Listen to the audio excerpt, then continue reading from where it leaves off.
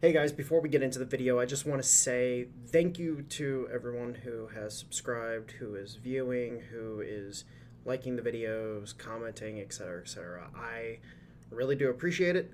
I'd like to announce that I actually got accepted into the YouTube Partner Program the first try. I was honestly surprised by that happening. Wasn't actually expecting to get in the first try. I thought, okay, they're gonna deny me, but then hit 1,000 subs or whatever, and maybe they'll accept me. No, they actually accepted me the first freaking run. So I just want to say, memberships, super chats, super stickers, any of the all that stuff. You guys are not required to do any of it. I do not have any expectation for you guys to do any of it. However, if you guys do choose to do it, I will be looking to do certain special things for those who do it. Again, it's not a requirement. As it stands right now, the content that I'm doing, this is the easiest content for me to be able to produce. And if you guys do end up, joining as members and whatnot, then at that point in time, it's going to incentivize me to then go out and do bigger and better things for you guys. But again, I don't expect any of you guys to give anything. But otherwise, let's get into it. Enjoy. The early origins of the IJN can be found in the Warring States period. This is going to be, the period during Oda Nobunaga and the whole situation with the Tokugawa shogunate coming to power. Early Wakos, Wako meaning Japanese pirate, literally, began raiding along the Chinese and Korean coast, leading to early naval traditions. Overall, the Wakos formed the basis of the Japanese Navy during this time period, as the daimyo during the period built vast coastal fleets, with Toyotomi Hideyoshi issuing a ban on Wako and assuming them as vassals. He literally, one of Oda Nobunaga's confidants at this time, took them under his wing and then made them his navy, which is what gave the coalition of Oda Nobunaga so much staying power in naval warfare. These Wakos would actually form the basis of the early Japanese invasions in Korea. Contact with the Western forces during Nanban training period prior to the Shikaku. Construction of the 500-ton Date Maru would be the first Western-style ship. It was actually a galleon type of ship that would first travel to America and then on to Europe.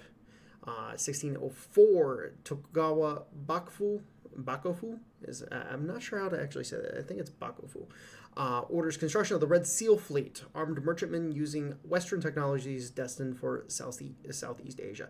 This was mainly a trading fleet, as they were effectively just armed merchantmen, but it was probably one of the largest fleets in the region at the time. There was no real competition in the region.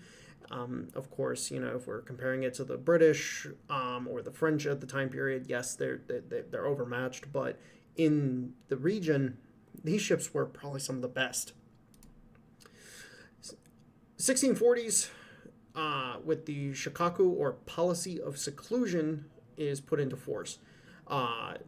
Basically, there was a full ban on ocean-going vessels under the punishment of death. If you tried to build an ocean-going vessel at this time, you were going to die. And then, of course, you had the just ban on anybody just coming into the country. Of course, there were contact maintained with the Dutch through the port of Nagasaki, and the Ryukyus and Korea through Tsushima. Basically, Tsushima acted as an intermediary for the Ryukyus, which we also know these Okinawa.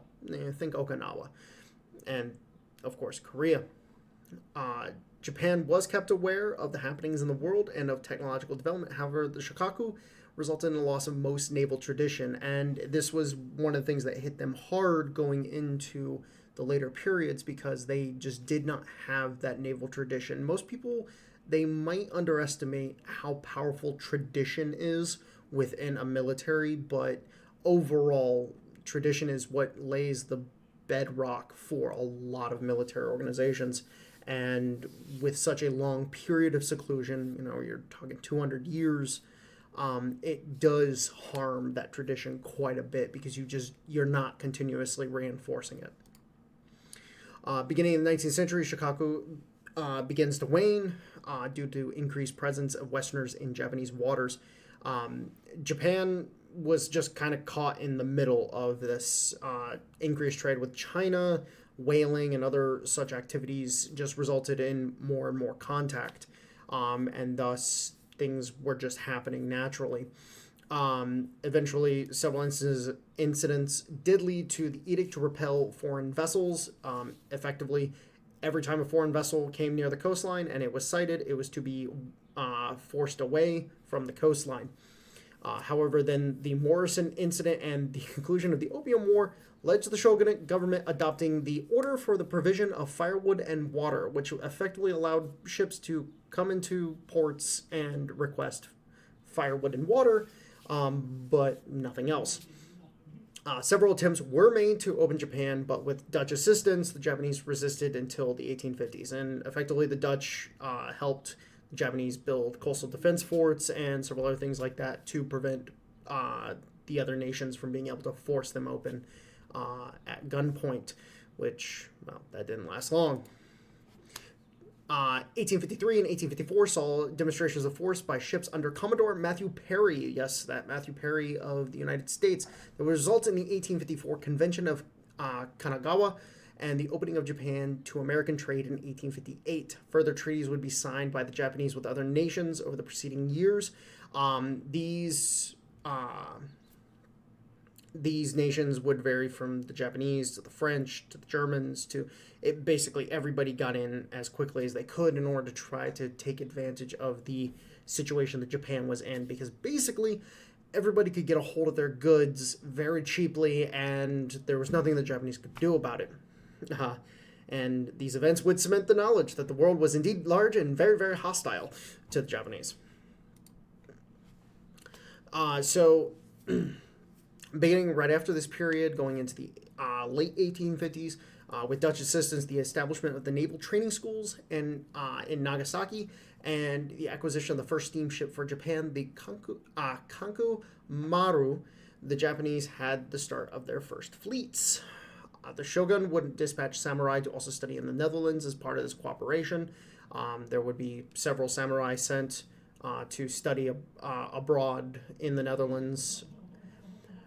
1857, the shogun would acquire its first screw-driven warship, the Kanrin Maru, which would go on to escort the 1860 Japanese delegation to the United States. And yes, Japan was active during this time period, sending people abroad and doing the normal country thing. Most people, it's kind of weird, and I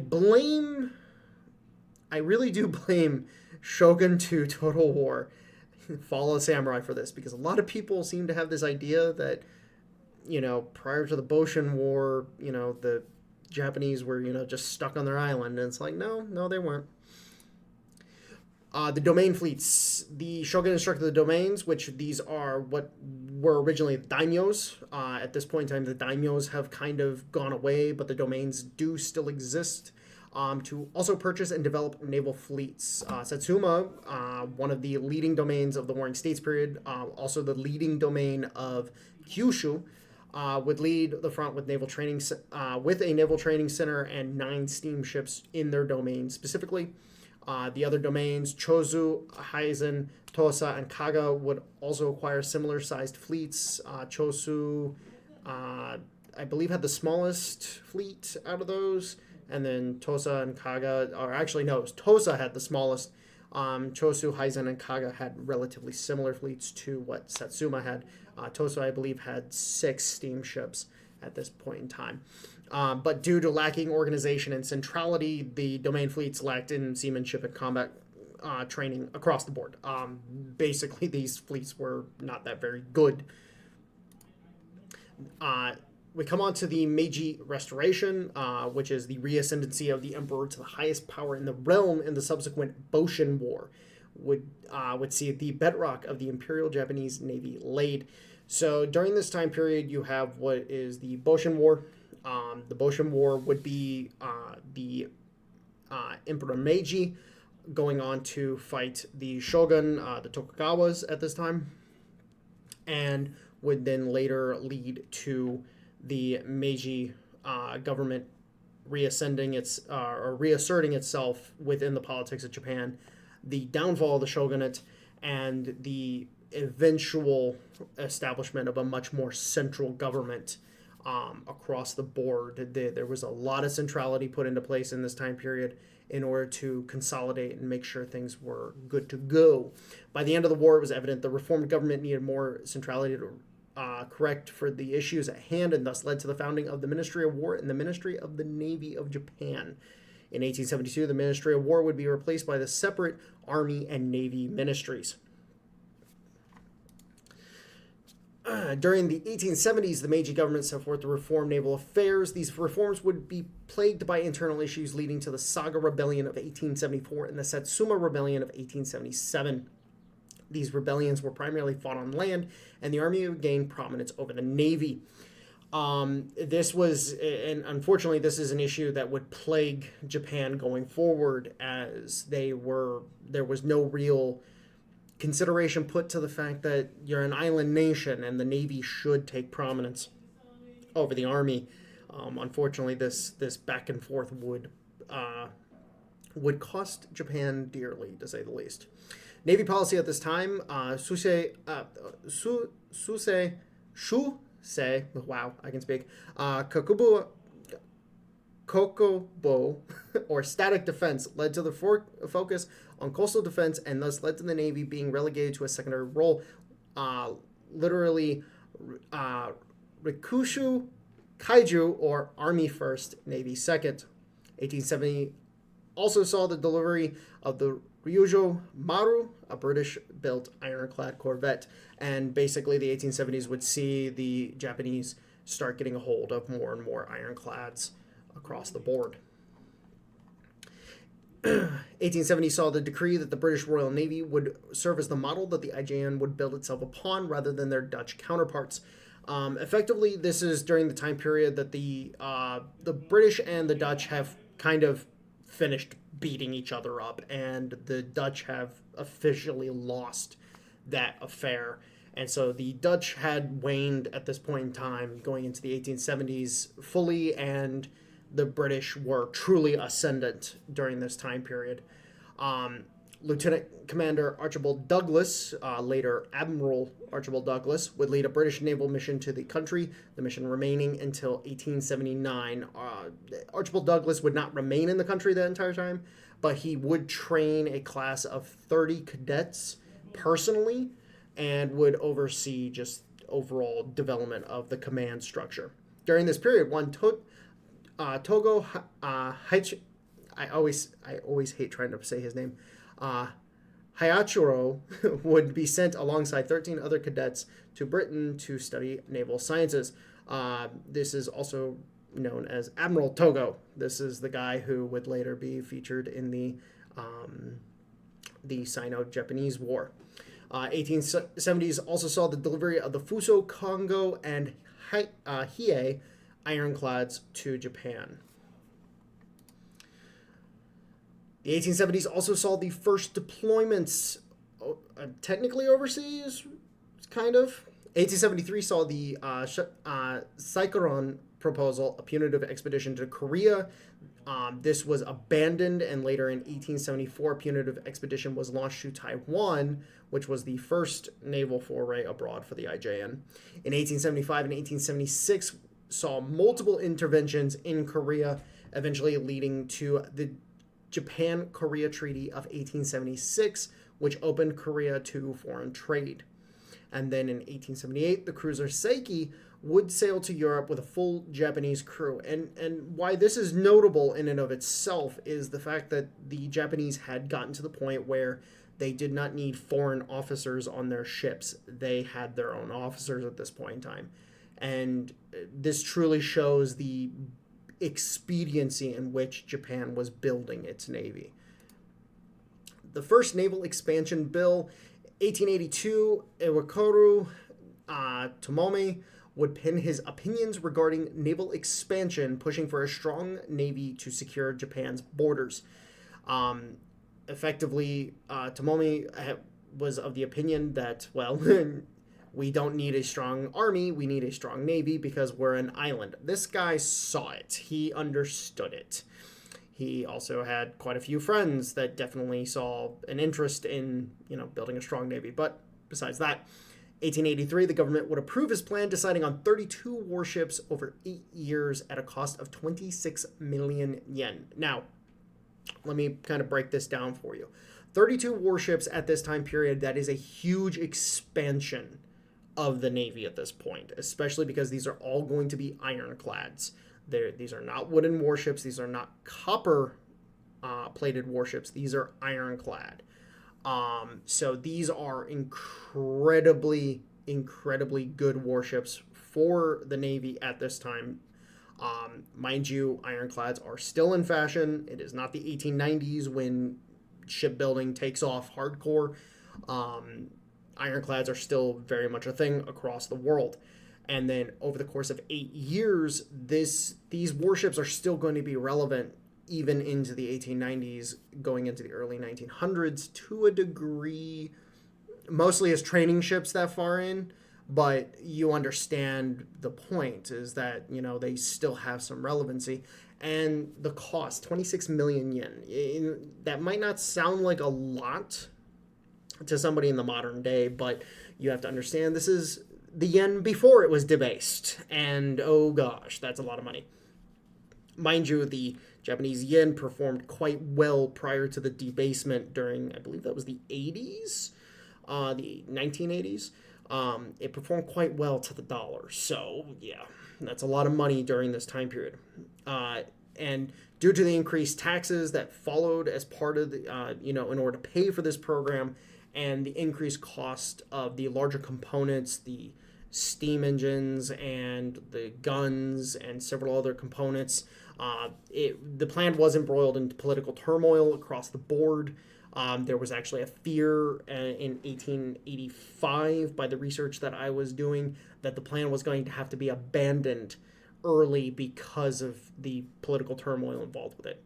And to date, this was the single largest investment in the Navy, period. Like the overall amount of money that they received in this one expansion bill was equivalent to their to the previous 10 years of budget that the Navy had received. So quite a bit of expansion during this time period.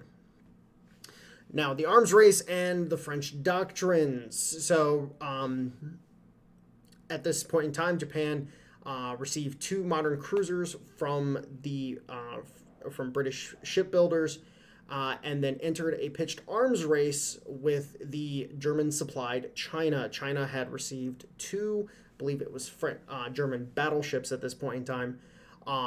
And unfortunately, due to some concerns with being friendly with the Brits during this time period, because the Brits were friendly with China, quote-unquote friendly, the Japanese then turned to the French to help modernize their navy even further. Now, the French doctrine, the Juan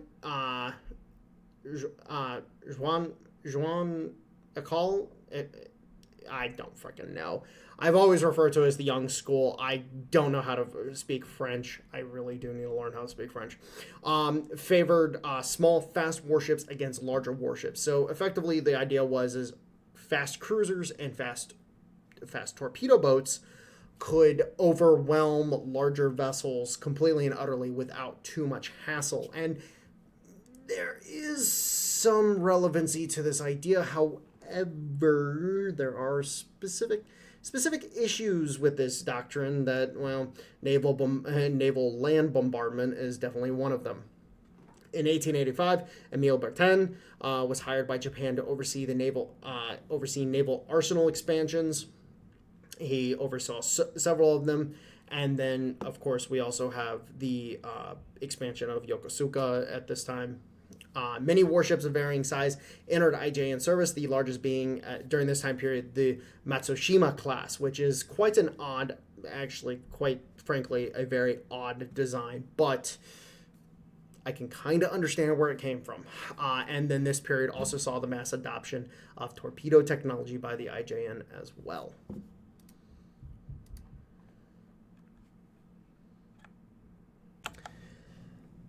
Ladies and gentlemen, welcome back to Ultimate Admiral Dreadnoughts playing as... Oh, God. as I tried to do my intro. Oh, man. I had like a hiccup and a burp happen at the same time, and I managed to keep it in, but oh, that sucked.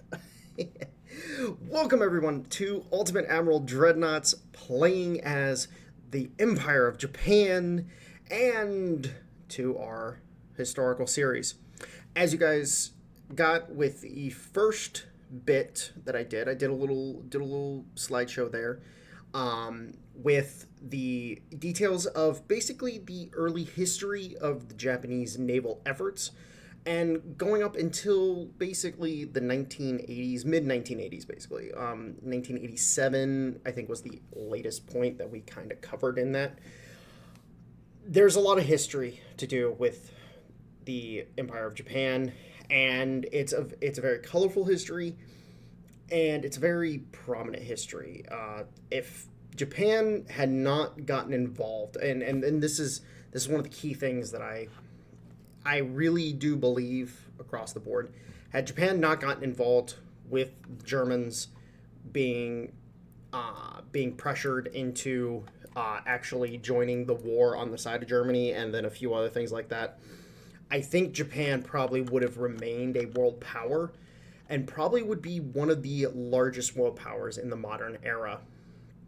There's a lot of nuance, but there's a lot of potentials. Now, one of the things I would like to discuss historically is what really caused the issues between the different nations. You know, Japan and China, Japan and Russia, Japan and the US, et cetera, et cetera. We are going to get into that over time. But first, we need to discuss Japan's initial situation coming into the late 1880s into the early 1890s. Japan is kind of in a weird spot. So we have the British, the French, the Dutch, the Germans, the Americans. We have all these nations that are influencing Japan in certain ways. The early history was very influenced by the Dutch. The later history was very influenced by the British.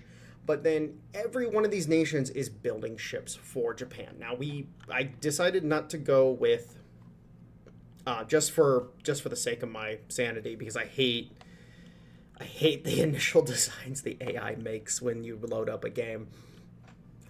But, the initial designs that are available, that are getting produced, they're all foreign designs. Like, for example, one of the big things in this early period, especially on the run-up to 1895, which is when the Sino-Japanese War occurs, the first Sino-Japanese War, I should say.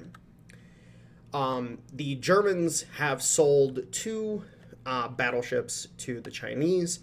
The Brits have sold a couple cruisers to the Japanese, but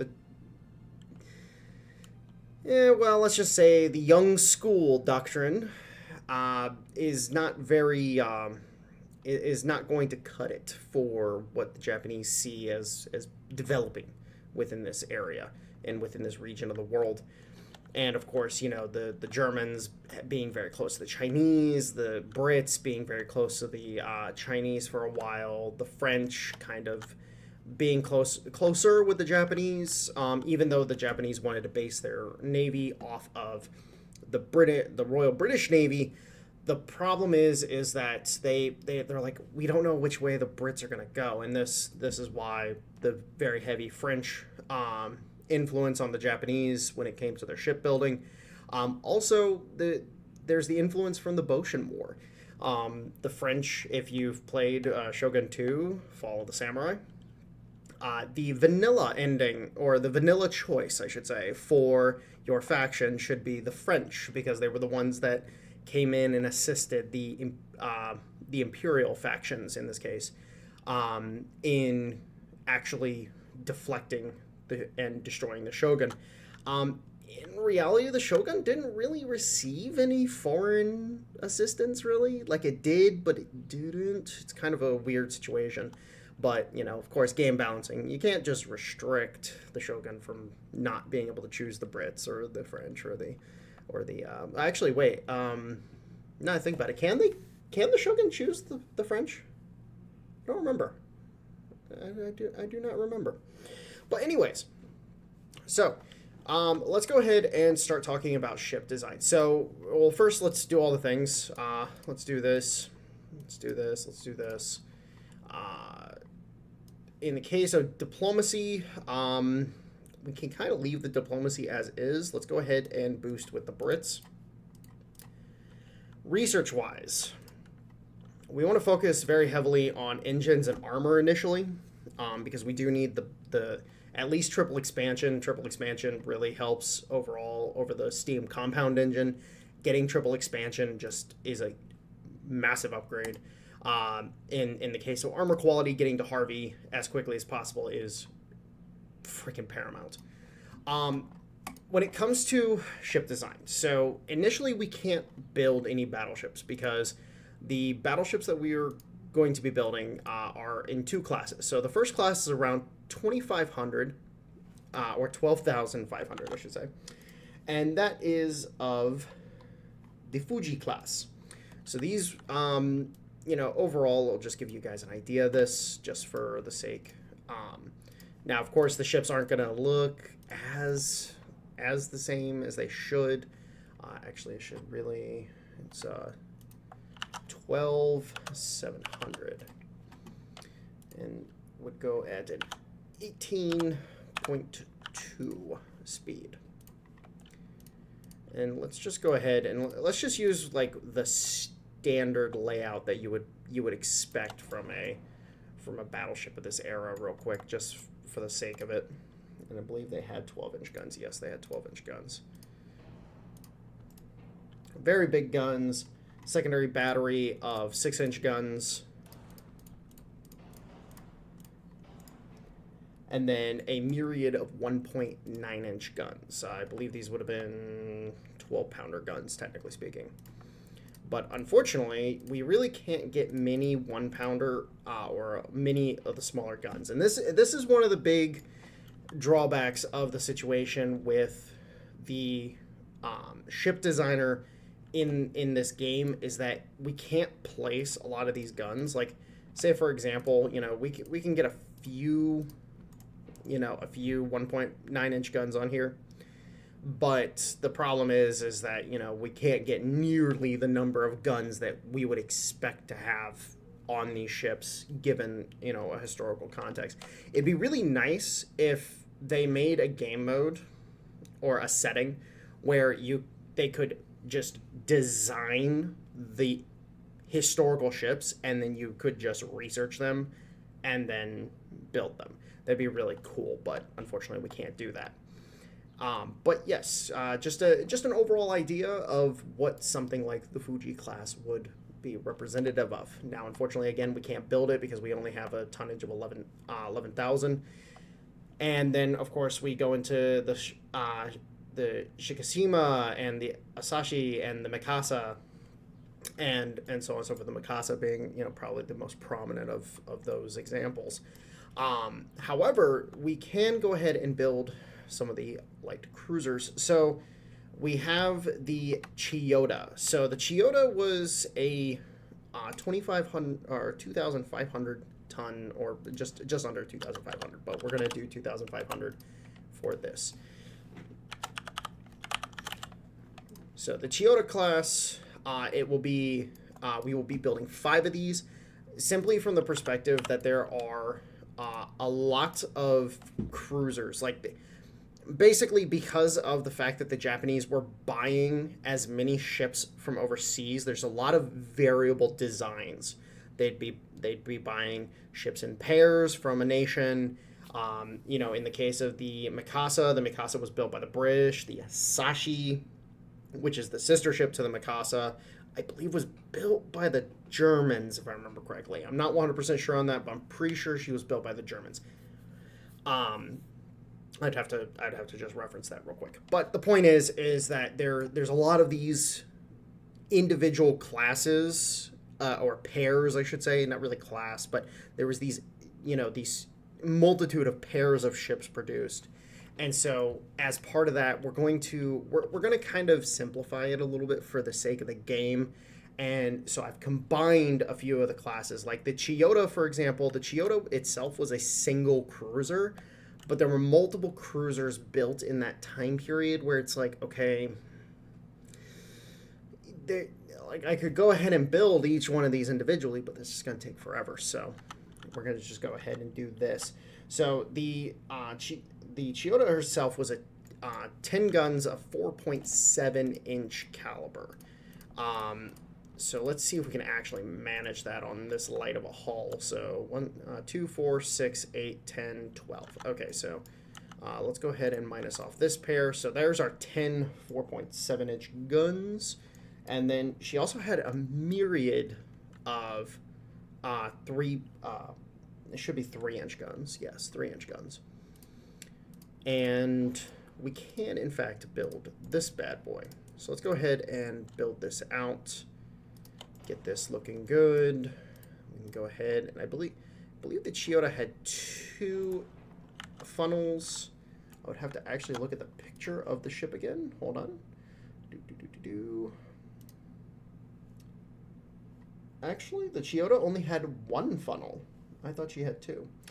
Okay, well, we will go ahead and edit that real quick. So, if I had to guess, that's about where the funnel would be based on the picture. And then, of course, we can't get the secondary guns on here yet, but we'll eventually get them on there. Don't worry, it will happen.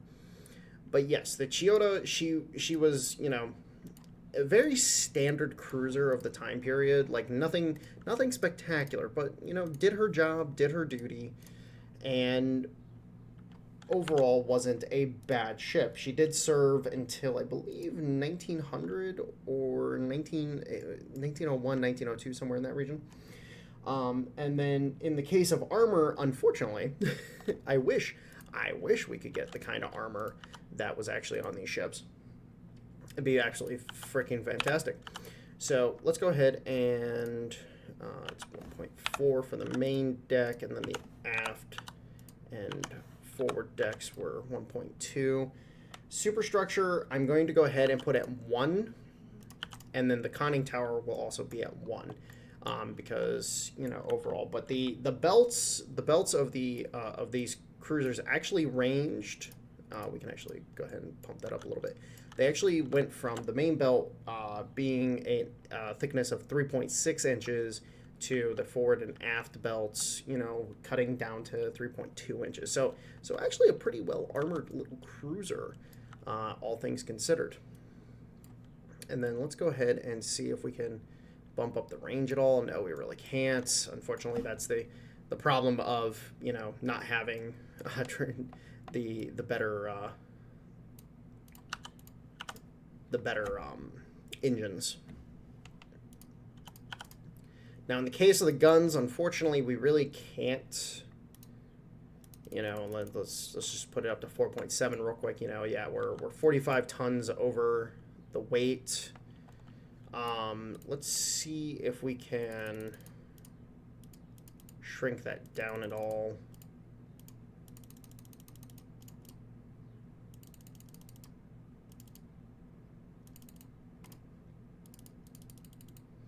Honestly, it's a light cruiser. If the guns take a hit, they're gonna die anyways.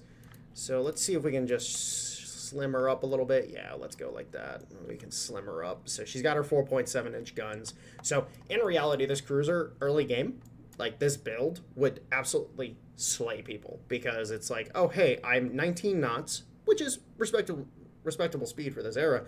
but she also has pretty freaking sizable guns for the era. Unfortunately, the 4.7s should be 40 caliber guns, so 4.7 by 40 caliber. The problem is that well, we can't do that yet because technology. So let's go ahead and finish that design up, and let me go ahead and look real fast. I don't think we have anything else we can really build in this era. So we're going to go ahead and we're going to do something a little ahistorical. We're going to go ahead and we're going to build some legacy cruisers, some legacy heavy cruisers, just to kind of give us a little bit of a mass to initially start with. Actually, you know what? No, I'm not going to do that. I'm just gonna start with the Chiyoda, and we're gonna work our way from there. Now the goal is like with the Fujis and a few of the other classes, we're gonna try to get them a year or so early. Like for example, the Suma class, we're gonna try to build those earlier as well. I hope I can actually build those. I'm not gonna swear to being able to build those. So we're gonna go ahead and we're gonna build 6 of these. The Chiyoda class, we're gonna build 6 of them all total. And then we're going to go ahead and we're gonna split these between 2 ports. We're gonna split them between let's go ahead and Sasebo and Yokosuka. So during this time period, actually, so you have 3 primary locations for the development of the Japanese Navy. So Yokosuka was the primary arsenal for this is why it's called the Yokosuka Arsenal. This was the primary arsenal out of Tokyo for the Japanese Navy. This was where basically the Japanese Navy first started building its first ships. And then as time went on, Nagasaki, which is over here, Sasebo is right near there, became one of the sites of the Satsuma's control. Satsuma basically controlled Kyushu, but that became one of the main sites as well. And then in relation to another location, it technically, I don't believe it was the same as Sasebo, but it was located at Nagasaki, and that was the Dutch trade port, where the Dutch were allowed to remain and trade with the Japanese islands during the shokaku, or the isolation. But that's also there as well. And as my cat is at the door being an asshole. I love him to death, but I want to throw something at him sometimes.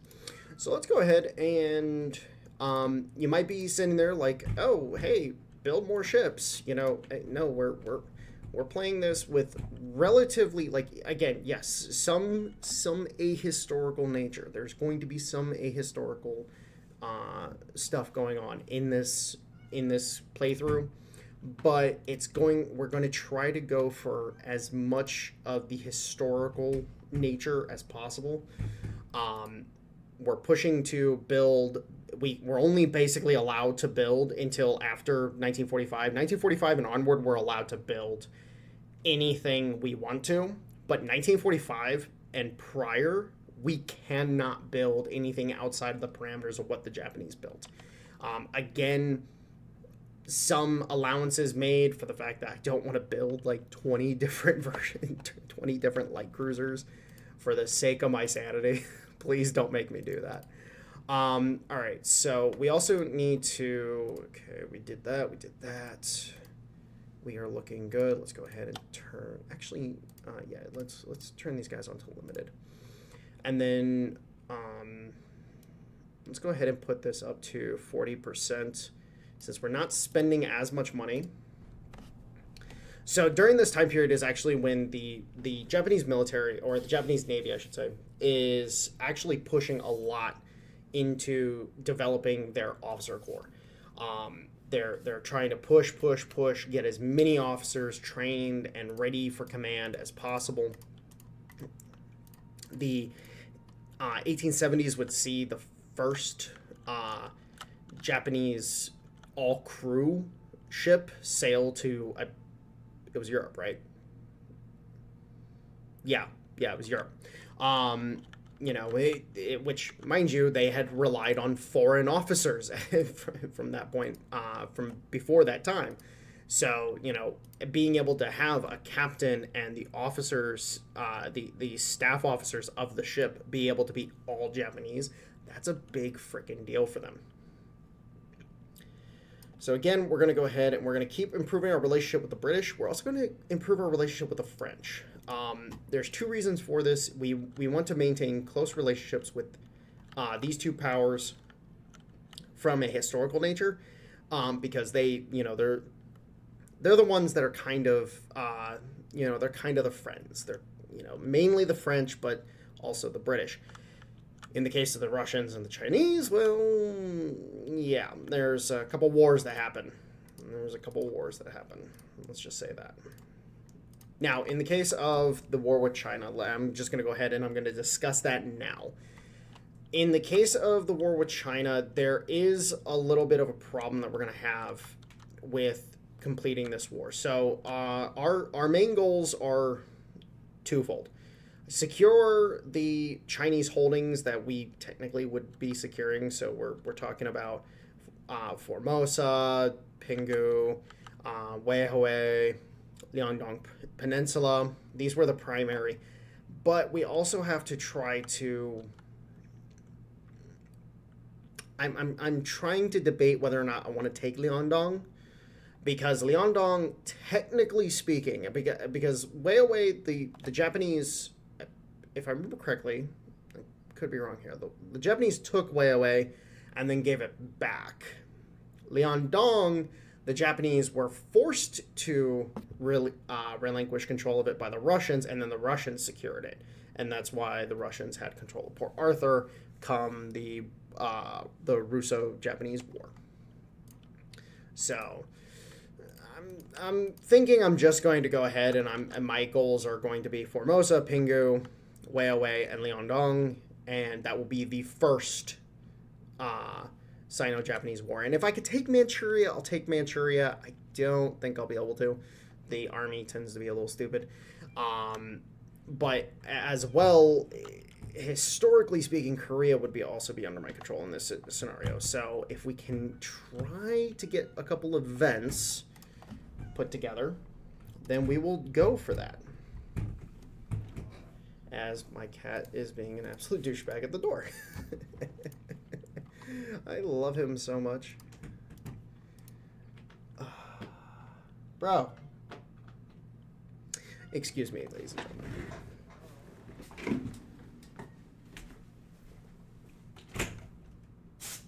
Stop it.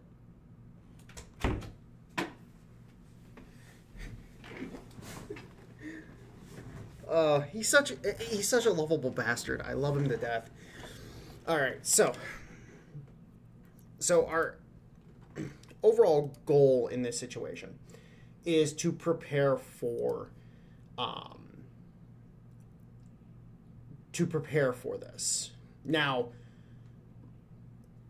the influence of the Jean-Call, which is the young school, sees the inclusion of multiple different ships into the Japanese register. Now, the class, a particular class of cruiser, the Matsushima class, we will not be building. Unfortunately, there's no real actual way to build them in this game, and it's just a pain in the ass to try to do it. I've experimented with it just in a playtest, and it's very, very... it's very annoying to try to do. So we're just going to avoid doing that. Now, in the case of the torpedo boats and a few other things that were built, unfortunately, we don't have the ability to build frigates, which is kind of a loss. It's kind of a loss for the game. I think frigates and destroyer escorts and stuff like that should actually be in the game. We'll be trying to replicate some of those, but I don't think we'll be able to replicate them completely. But like torpedo boat wise, A lot of the torpedo boats that were purchased by the Japanese during this time period were of a 54-ton variety, and we can't build stuff that small, unfortunately. So we really can't do much in that regard.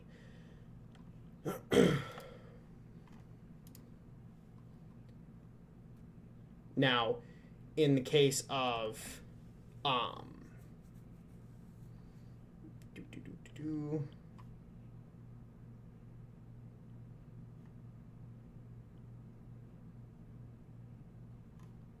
I do apologize. I got a message about something. All right, sorry. Now, in regards to a lot of the, again, we're gonna have a problem with developing certain ships and whatnot to really fit the historical mold. Now, the next class of ship that we're gonna build is the Suma class, which we will start building those here in a little bit. I'm just gonna kind of let the economy do its thing for the first. Yeah, we'll go the first year. Let's go ahead and get some free money, because if we can put it in the bank, it is good for us. But the next class, the Suma class, is a 2,700-ton light cruiser or protected cruiser, 20 knots, has particularly less armor than the Chiyoda. The Chiyoda, one of the interesting facts about the Chiyoda is that the Chiyoda is kind of considered the beginning point of the Japanese kind of doing heavy cruisers, because, you know, armored cruisers were the original form of the heavy cruiser. Again, heavy cruisers are an advent of the London Naval Treaty, but the armored cruiser concept can be drawn directly to that. And the Chiyoda was considered an armored cruiser. Again, unfortunately, we can't get the same kind of armor on it in this game, simply because of the restrictions of the hull types, but it does kind of fit that mold. And then with the Suma, it's a protected cruiser where it has some armor, it doesn't have no armor. And the United States and Spanish kicked off. That's a little early, guys. I think that was a little early, bud. It's all good though. We all like to have a little fun once in a while. But yeah, the Sumo will be the next class of cruiser that we will build. Again, 1892, 2,700 ton, 20 knots. Not a lot of armor, however, did have two 6-inch by 40 caliber guns. So some pretty significant firepower on the ship. And then, of course, it had its secondary armament of 6 4.7-inch guns, 10 2.2-inch guns, and 4 1.8-inch guns. Now, of course, everybody's probably screaming, oh my god, those are 12-pounders, or those are that, etc., etc. Yes, I understand. I converted everything. Leave me alone. I made it easy for myself. I like speaking in inches. Fuck your centimeters.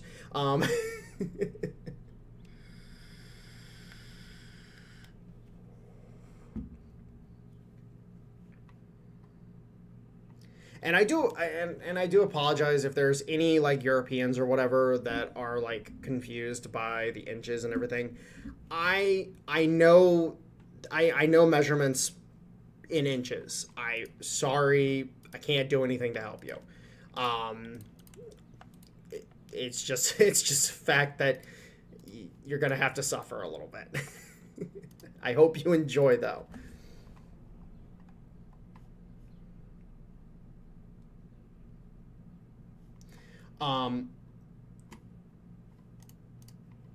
Let's go ahead and we're just flying through these turns. The whole thing that we want to do is we want to get through the lesser bits, the bits that don't really matter all that much. We want to get through those as fast as possible. You know, these initial you know, getting the merchant marine build up and getting the first run of dockyard construction put together, because this first run of dockyard construction will allow us to build the first class of battleship, and then will allow us to move on to the next uh, uh, four battleships that we'll be producing: the two Shikasimas,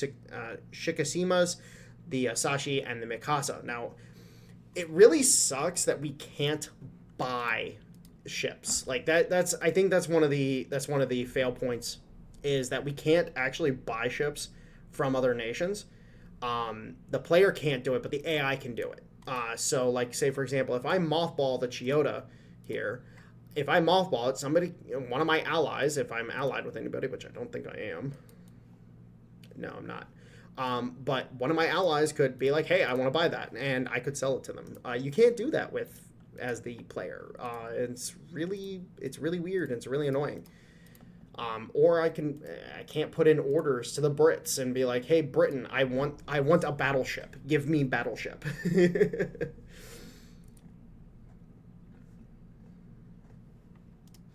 Now, it's actually really funny because the Japanese, they were in a really weird situation with the Japanese. The Japanese were actually technically supposed to have the first dreadnought ever produced. The problem is due to budget constraints, the HMS Dreadnought was put out before the IJN Satsuma.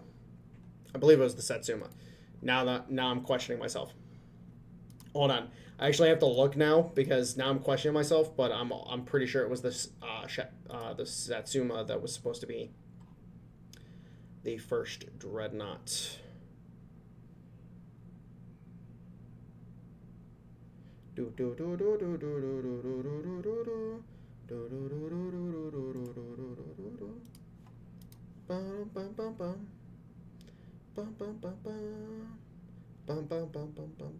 Yes, it was in fact the Satsuma.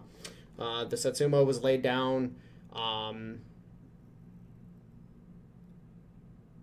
The ship was laid down before the dreadnought, and but the reason why it's not considered the first dreadnought was because of the budget constraints. And I forgot this. I actually had to look it up real quick. Because of the fact that it did not have a full all big gun layout. It had a two 12 by 45 batteries forward and aft, and then had a bunch of 10-inch batteries on the sides, which made it a semi-dreadnought, not a dreadnought. So, unfortunately, they did not get the first dreadnought. They had what should have been the first dreadnought. But hey, budgets are budgets. Let's go ahead and build the Kuma. Or the Suma, my bad, not the Kuma. So the Suma, here we go. And again, she's running in at 2,700 at 20 knots.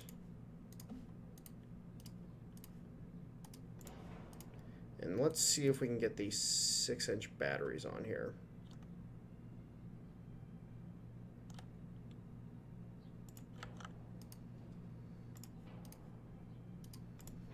Might have to go with a smaller tower for this.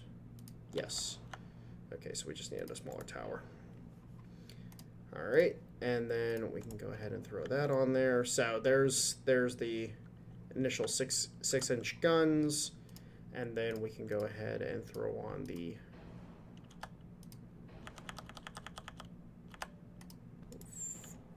six 4.7-inch guns, and then as well, it was 10 2.2-inch guns. So we'll throw on some 2.2-inch guns as well. And then in regards to her smokestack layout, she had 2 smokestacks. which would have been kinda in this format. I think that's as representative as you can really get of it. Now, unfortunately for range, we're kind of screwed no matter what we do. Initially, like there's just nothing we can really do for the sake. And then mines, I don't think anything really had mines for a while. So we're not going to be using mines. Now, in regards to the armor, 1.5 to 1 inch. The deck would have been 1 inch to 1/2 inch. Superstructure. Tower was 2. I'll put the superstructure at 1. And then armor for the guns. So unfortunately there wasn't a lot of data. I should say there isn't a lot of data for the guns. So basically the turret faces are the only real data that I was able to find. Unfortunately, trying to track down like book sources and whatnot, it was not possible just from a time constraint and from a money constraint, really, because you would not be surprised. You would not be freaking surprised at all how expensive some of these books can get. But we're going to go ahead and we'll armor the main main 6-inch guns with the armor, and then we'll kind of just leave these guys as such. Because again, she's not really designed to take a hit. She's designed to put bullets downrange. And then 4.7-inch guns, 2.2-inch guns, 6-inch guns. She's looking pretty snazzy. I kind of like her. I fucks with her. In reality, I think I want to kind of move these 4.7-inch guns, but at the same time, we'll leave them. And, we can actually get some decent range out of her, too. Very nice. And then we need to make sure to name her appropriately. The Suma class.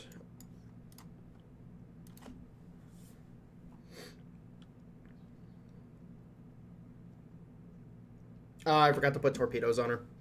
Whoopsie.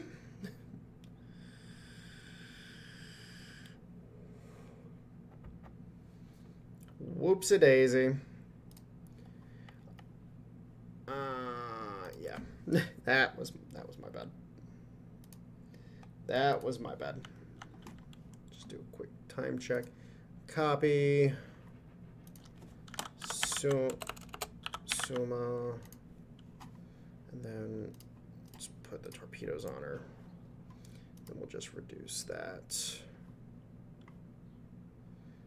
That's my bad. I did not mean to do that.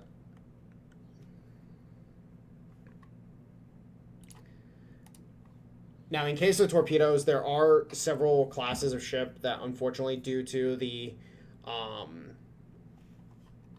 tech, we're not going to be able to put the same size torpedoes. Like, I guess we can try to get to those size of torpedoes as quickly as possible, but it's going to be kind of tough on the research. But, like, for example, the Fuji was armed with 18-inch torpedoes. Of course, we only have 15-inch torpedoes. We don't have access to those bigger torpedoes yet. But, of course, those are a thing. And then we're going to go ahead and build 4 of the Suma class. We'll go ahead and put, again, 2 and 2, 2 in Yokosuka, 2 in Sesbo. We'll go ahead and enjoy building those little bastards, which, the weird little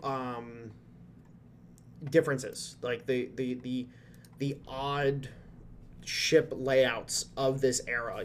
Everybody's trying to learn. Everybody's trying to develop different ships that are better and better and better. It's actually really funny because let's go ahead and let's tell them to go frack themselves. Oh, and Colombia. Hello, Colombia. Well, I have Colombia now as an ally. Wasn't a thing historically, but I really can't prevent people from being allies with me, and I can make money off of them. So we're going to make money off of them. So, but yeah, the situation with, crap, I lost my train of thought. Oh, yeah, gun layouts and other things like that. There are a bunch of weird, you know, like with these cruisers, it's like we have these two really big guns, or the heavy cruisers, or not heavy cruisers, but the armored cruisers will have these really big guns, and then we'll have, you know, a bunch of smaller guns and whatnot. It was like everything was trying to do that same kind of thing, and then that era kind of just disappeared when all of a sudden it was like, hey, we can do this thing where we put one turret above another turret. And then everything just changed. Everything changed after the Fire Nation attacked. Let's go ahead and get through these turns.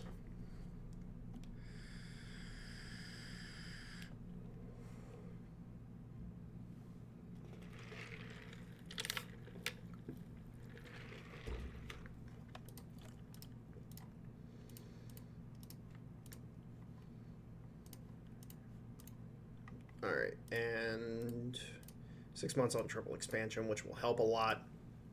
Now, in the case of these ships, I have learned my lesson.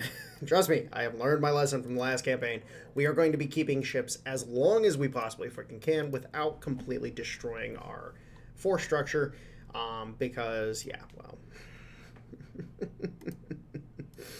I learned my lesson. It was bad last campaign. So we're actually getting to a really good position. I'm going to go ahead and bump this up because we really do want to get our crew pool to trained as quickly as possible. So I want to continuously be raising this. Like, as soon as I get done with the transport capacity, I want to move money over into crew training. And I want to continuously work on that. And, yep, the Spanish just took Nicaragua. So the Spanish are actually putting up enough of a fight that they're taking territory.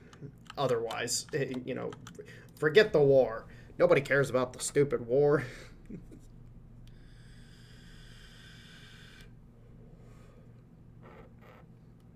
War? What war? Nobody's talking about a war. Why are you talking about a war? Yeah, China, I'm looking at you. I'm thinking about war. What do you mean you're thinking about war? I'm thinking about war. All right, let's actually look at our finance. 6.3, 7.2. All right. Unfortunately, we are going to be dealing with limited, and this is historical, so I guess it works. We're going to be dealing with limited funds, so we're not going to be able to do. We're not going to have a lot of flexibility. We're going to have to kind of, you know, stick to our guns, as they would say.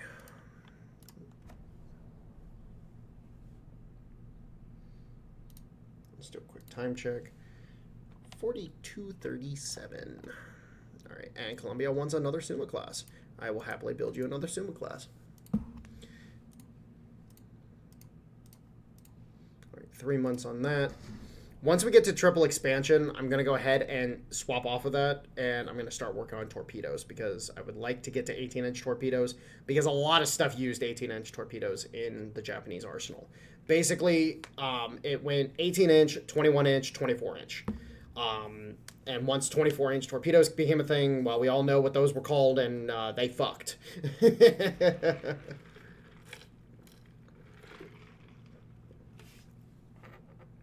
The Long Lance, or as I like to call it, the Long Dick.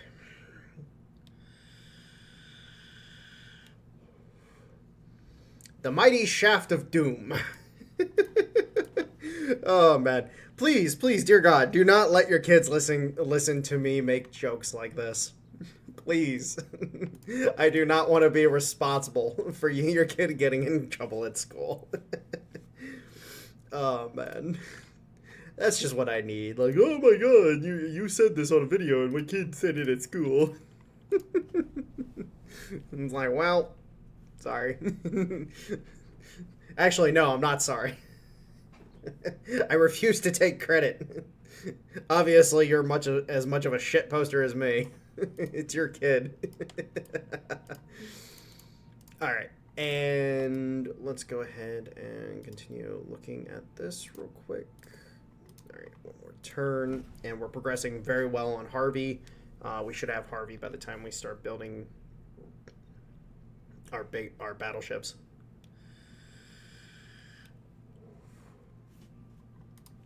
Well, I say by the time we'll be able to build the battleships. We won't start construction on them immediately, I think.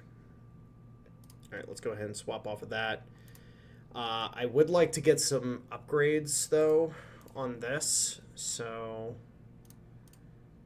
yeah, let's do this. Let's go for torpedo. Let's see how fast torpedo size researches. Let's see how fast that researches, because if it researches decently quick, then we'll do it, but if it doesn't research that quickly, then I'm not going to focus on it too hard.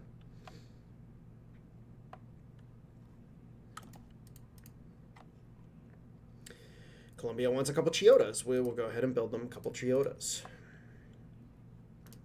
Okay, yeah, that progressed pretty quick, so we'll go ahead and do that for a little bit. Let's see if we can at least get some bigger torpedoes on them, just for the sake of, hey, you know, be as historical as we can.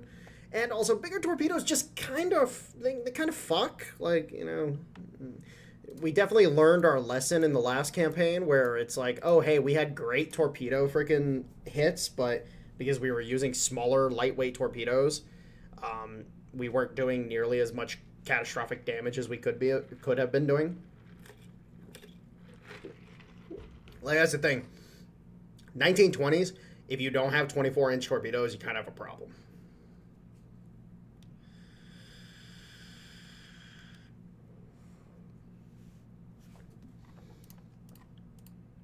All right, Indonesia and... Oh, okay, so Indonesia is a thing now. Interesting. And they just signed an alliance with the Chinese, so we're going to have to deal with the Indonesians as well in this region, so that's kind of annoying. Yeah, that's progressing decently fast, so that's pretty good. We'll try to maximize that as much as possible.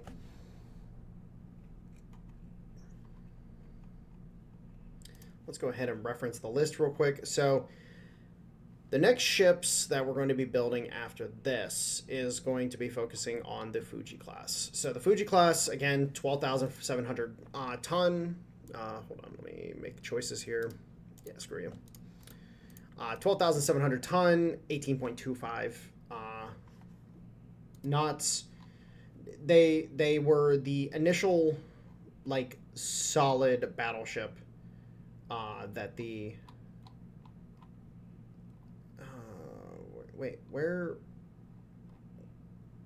the Fuji? Oh, there it is. I was like low-key losing my shit because I was like, wait a minute, it's not on my list. I know it's supposed to be here. It was there. I had to scroll up. Have you tried turning it on and off again? Let's go ahead and increase this again. Again, we're trying to push that as fast as we can, and we just completed our max shipyard size, so we will go ahead and start working towards that as well. And yes, we will be waiting on Dreadnoughts until we'll start producing semi-Dreadnoughts in I believe it was 1904.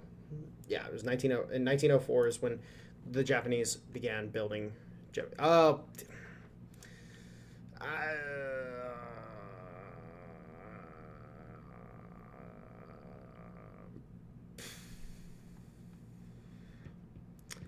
I'm gonna do it because I don't like the Russians, but they haven't truly stepped on my toes yet.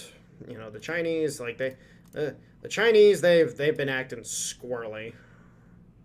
They've been acting squirrely, and wow, they actually have quite a few ships now. But we will have plenty of ships to throw at them later. Let's go ahead and yeah, let's start getting the Fuji class done up. Oh, that's not what I meant to do. So let's go ahead and build the Fuji class. Now, in the case of armor, armor cruisers and heavy cruisers and stuff like that.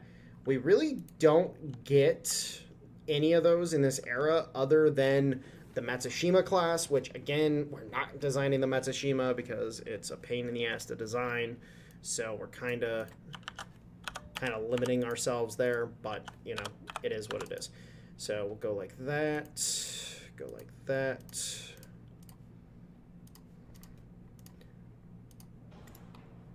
Go like that, and then 2 funnels, and then our twin 12-inch guns, secondary guns, or the secondary battery made up of 6-inch guns, like so, and then our 1.9-inch guns. So let's go ahead and do those as well, and we'll literally just throw those anywhere we can get them. And then torpedo-wise, unfortunately, we can't really do torpedoes, but we're gonna have to do what we can. So the Fuji had 5 torpedoes. I'm only gonna do the 4 for the sake of my sanity. Simply from the perspective of I don't like putting torpedoes on the nose of my battleships, because it tends to end badly when you get a penetration. I don't know why it's so devastating on battleships, but for some reason, like nose torpedoes or aft torpedo tubes, when they blow on a battleship, it is absolutely horrendous. And then, yeah, nose fuse, standard. Oh, I have officially changed my mind on a few things. So, in the case of early game, nose fuse on anything bigger than 9-inch, or 8-inch, I should say. So all your large guns, you want to use nose fuse on. In the case of your 8 or lower, you want to use base fuse, because with the larger guns, if you use base fuses on them, the shots will over-penetrate lighter targets, and they won't do any damage because they over-penetrate when they explode. But if you do nose fuses, they explode on contact, eviscerating the target. Whereas the lighter guns, if you do base fuse, they have the chance to actually get through the lighter armor and then explode inside of the ship. So that's how you want to do that. And then at this point in time, I absolutely despise like the ballistic cap high explosives and stuff like that. I despise them. I do not think they're good. All right, so in the case of belt armor, unfortunately, we cannot do let's just do that real quick. So the belt armor on the Fuji was incredibly heavy. It was 18 inches. We cannot do that.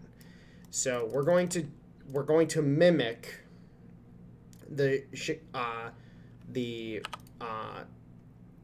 Shikishima, the Asahi, and the Mikasa, which all had a layout of 9-inch main belt with a 4 aft and 4 belt. I'm just going to mimic that across the board. Now, in the case of their deck armor, the deck armor for the per the data I was able to get, it would appear to do something like this, where it was just standard across the board. And then in the case of the tower, the tower actually had a very substantial profile, 14 inches. And then superstructure, we'll go ahead and go 2, just for the sake of weight. And then we'll do that. Now, in the case of the main guns, this was the layout that I was able to easily research. 6-inch face with a 14-inch barbette. I don't know how accurate that is. Again, I wasn't able to do like any hardcore research, like book-wise, so I don't know how reasonable this is. So I can't comment on it very much. Now, in the case of the 6-inch guns, we're going to go ahead and we're going to, decrease that a little bit. And then, these are going to be 1.9-inch guns. So So we kind of need to figure out how to save some weight. Well, let's start here because I don't like that. I for the sake of the ship class, I do not like that. And then, all right, let's can I do that? Okay, so for the sake of actually being able to design the ship and build out the ship properly, we'll go ahead and do this. So again, the Fujis, the Fujis actually were a little faster than their successor pre-Dreadnought ships. I think it was just per what I was reading, it was just down to they just performed a little better than was anticipated. But you know, in this case, we're just giving them that 0.2 just for the sake of, you know, hey, you guys are a little faster than the others. But yeah, that is right there what we're going to call the Fuji class. And again, we build 2 of these bad boys. So let's go ahead, complete that design, and get the construction of these bad boys started. And please tell me I put the torpedoes on there. Please tell me I put the torpedoes on there. Oh, thank God. I thought I messed that up again. All right, so let's go ahead and build 2 of the Fuji class. And both these bad boys are going to go in Yokosuka. Now, the reason why I'm putting these in Yokosuka is because what I'm planning on doing is using Sasebo as the primary fleet base and then Yokosuka as the secondary fleet base. The whole idea being is that, okay, you know, the Shikishima, the Asashi, the Mikasa, they will all be in Sasebo, and then Yokosuka is where the Fujis will be located. And then as we start rolling in the semi-dreadnoughts and the dreadnoughts and so on and so forth, you know, we'll slowly replace these ships. For those who are curious, yes, the Mikasa will be saved. I will be saving the Mikasa. It will be in Tokyo. It will literally get a permanent posting in Tokyo, and that's literally all it's going to do. The rest of the game is it's going to just stay in Tokyo. Now, any other ships that I should consider building now rather than later? Actually, in reality, we really it's a couple years before we actually get anything. So we need to actually make a decision. Due to the lack of, due to a severe lack of tonnage, because, well, we're definitely going to be lacking in the tonnage department, do we have to break out of character for this and build more ships? I kind of feel like I have to, but at the same time, I don't want to. But there was a lot of older designs that the Japanese had that would have been available to serve because, like, again, there were a lot of 1880 ships, and of course the Fracket. I'll try to build it. Hold on, let me go find it again. Matsushima. Okay, so the Matsushima class. All right, I'm desperate to not screw myself completely. Let's go ahead and use the hybrid light cruiser for this, and then the Matsushima 16.5. Oh yeah, this is actually like the perfect hull to do this with, actually.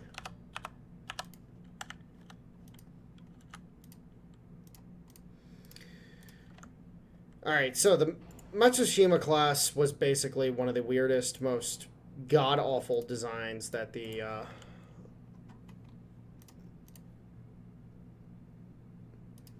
Wait a minute. Oh my god, I think this hull is literally supposed to be used for the Matsushima. I'm pretty sure. Now, unfortunately, I don't know if we'll be able to manage this. So, yeah. First off, this isn't the biggest, this isn't the gun that's supposed to be on it. It's supposed to be a 12.6-inch gun. The biggest we can go is 11-inch on a heavy cruiser. I don't think we're going to be able to do this. So we will go ahead and we will elect to do a 10-inch gun, just from the logistics standpoint. And it will be a 10.6-inch gun.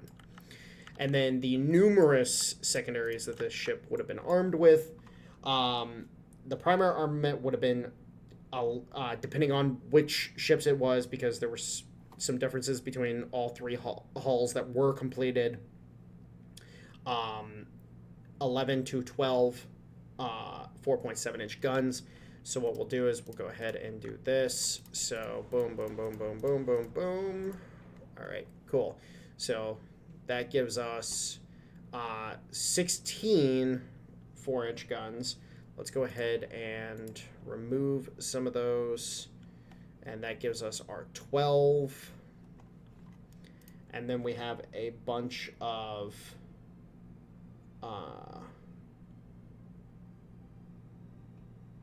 crap. I don't remember. It would have been 3-inch guns. So let's see if we can throw some 3-inch guns on here. So a bunch of 4-inch gun or 4.7s, a bunch of 3-inch guns, and then I forget what the other caliber would have been. Frankly speaking, would have been 3-pounder. That's 2. Is that 1? Is that 2.2 or 1.9? I don't remember. But this would have been analogous to what the Matsushima would have been. Yes, it's cursed. I understand it is absolutely cursed. And of course we have torpedoes because reasons. And let's go ahead and start outfitting her a little bit. So do up her armor, do up this.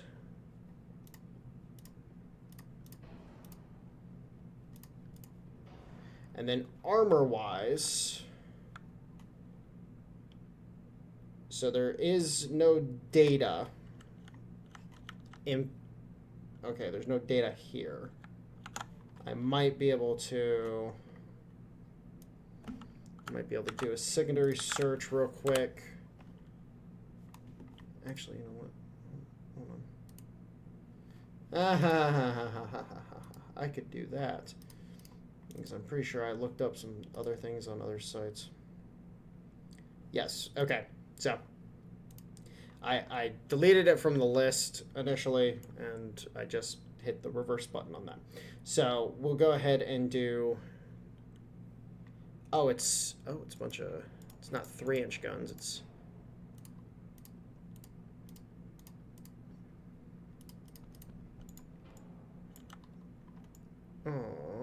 can't put, fine, whatever. Can we get, yeah, we can get a bunch of these on here.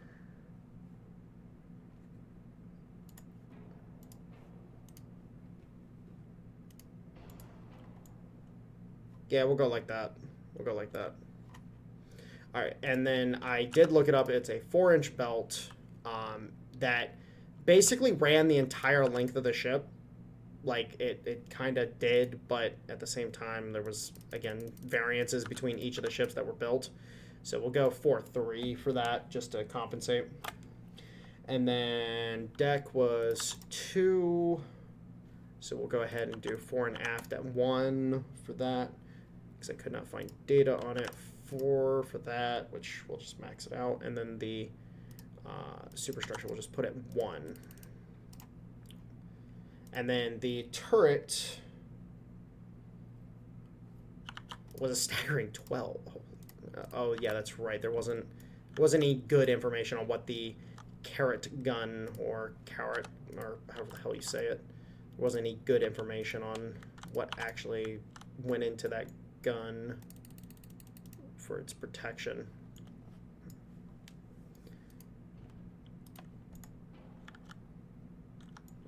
It's so derpy. It's so derpy. I love it. 12, 10. We gotta make sure we can actually do this. So turret wise,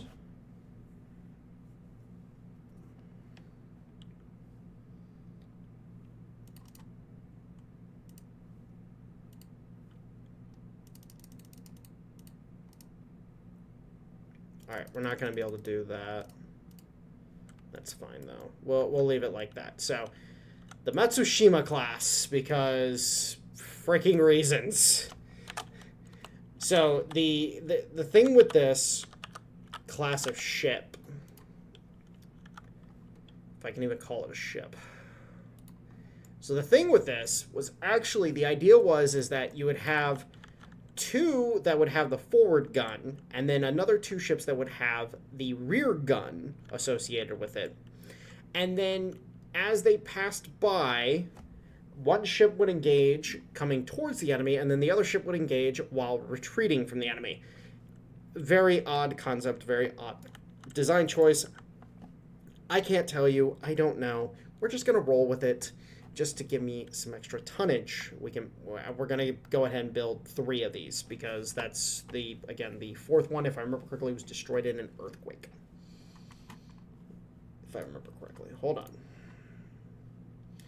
on. No, it was canceled. Oh, I'm thinking the one of the, was it the Issei or...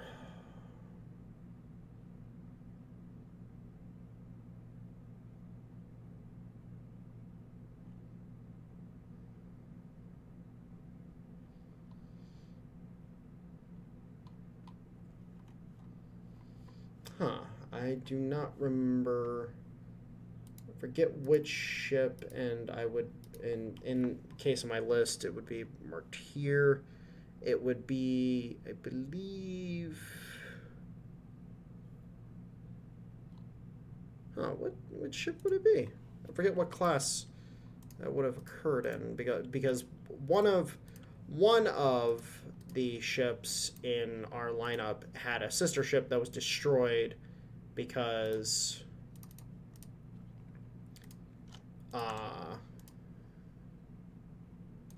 of an earthquake. Like in the construction yard, it was destroyed. So we'll go like that. So that'd give us a little extra tonnage across the board.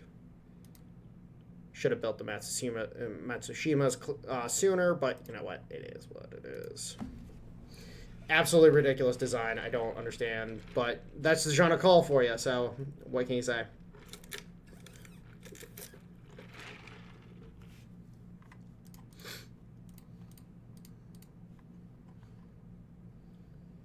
Oh, crap. I also did mess up the weight. It should have been 4,200 tons for the Matsushima, but we're going to leave it. We're going to leave it. Not gonna stress over it. Because again, it was a ship that I wasn't even planning on building, but it's like, oh crap, I gotta actually build more ships. You can't even get the real size of gun on it because it's just too big for the game's purposes.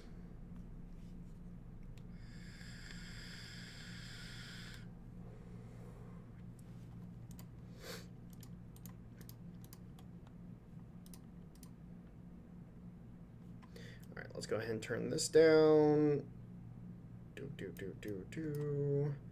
then we can go ahead and turn this up to 80%. We want to get that training up. Need to get the training up.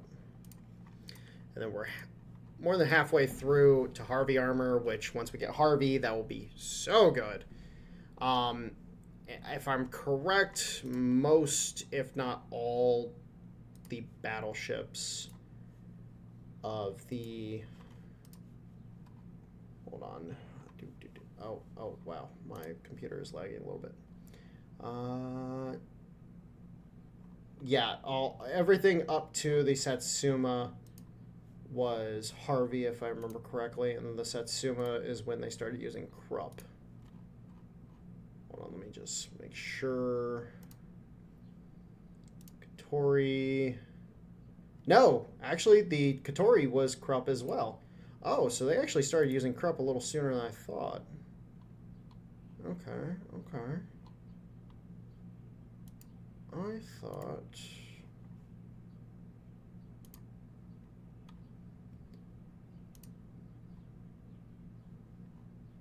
So,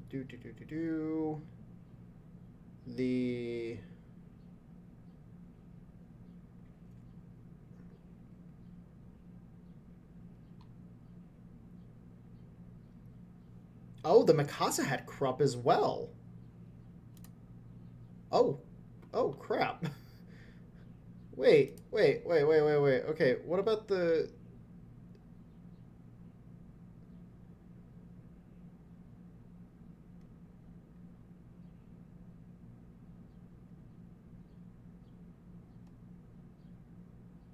Okay, so the Shikishimas were Harvey, and then for the next two, the Asashi uh, and the Mikasa, it was Krupp. So the Mikasa is where they transitioned to Krupp at the end of the decade, and then everything was Krupp past that. Okay.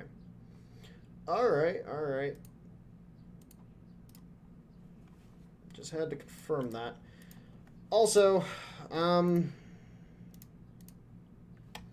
you know what? For the sake of the Jean Call fans in the chat, I'm gonna do this. I already hear the screams because I keep reading about the Jean Call and this stupid freaking thing. I'm going to go ahead and I'm going to build a bunch of small torpedo boats that are going to have minimal armament, with the whole purpose that they are going to run towards the enemy screaming like banshees to dump torpedo in water. And that is going to be their only design in life. Must do thing. Let's go ahead and let's grab a... Oh, I closed a tab I should not have closed.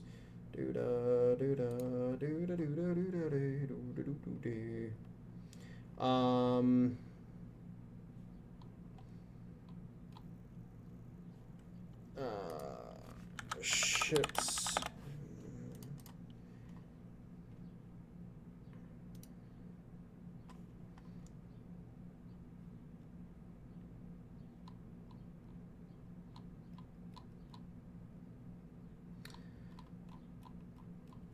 Are you serious? They actually don't have any of the... You know what? I know what I'm gonna do. I know what I'm going to do.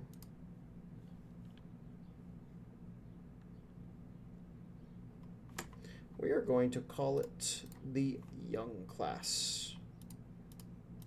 Just for... And we're gonna spell it like that. Just for shits and gigs, and we're gonna build 16 of them. And yes, it's kind of a dig at... we'll put 2.2 inch guns on it. Yes, it's kind of a dig at the French. I do not care. Alright, yes. I probably should have put wing torpedo tubes on it, but it is what it is. It's fine.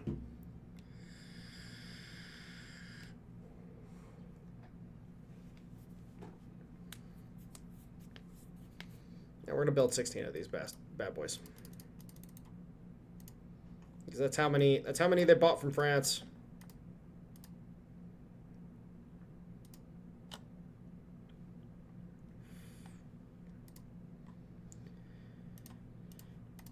So those bad boys can go there. Those bad boys can go there.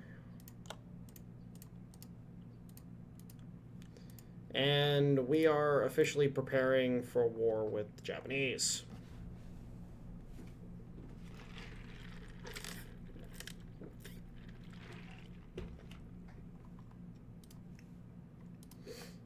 Or, did I say Japanese? I meant Chinese.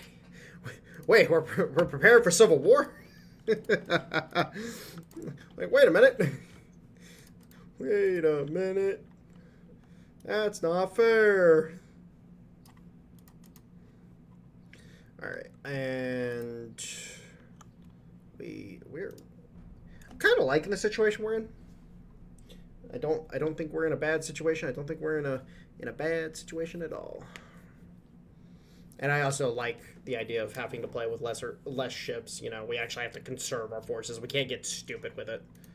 We have to play smart. Like, we have to play really smart. Research-wise, 8 months on Harvey armor, which is going to be good, but we do need to go straight to Krupp. Yeah, this is taking a horrendous amount of time. I'm not gonna worry about it anymore. So we're gonna go ahead and we're gonna start working on some heavy ship tech as well.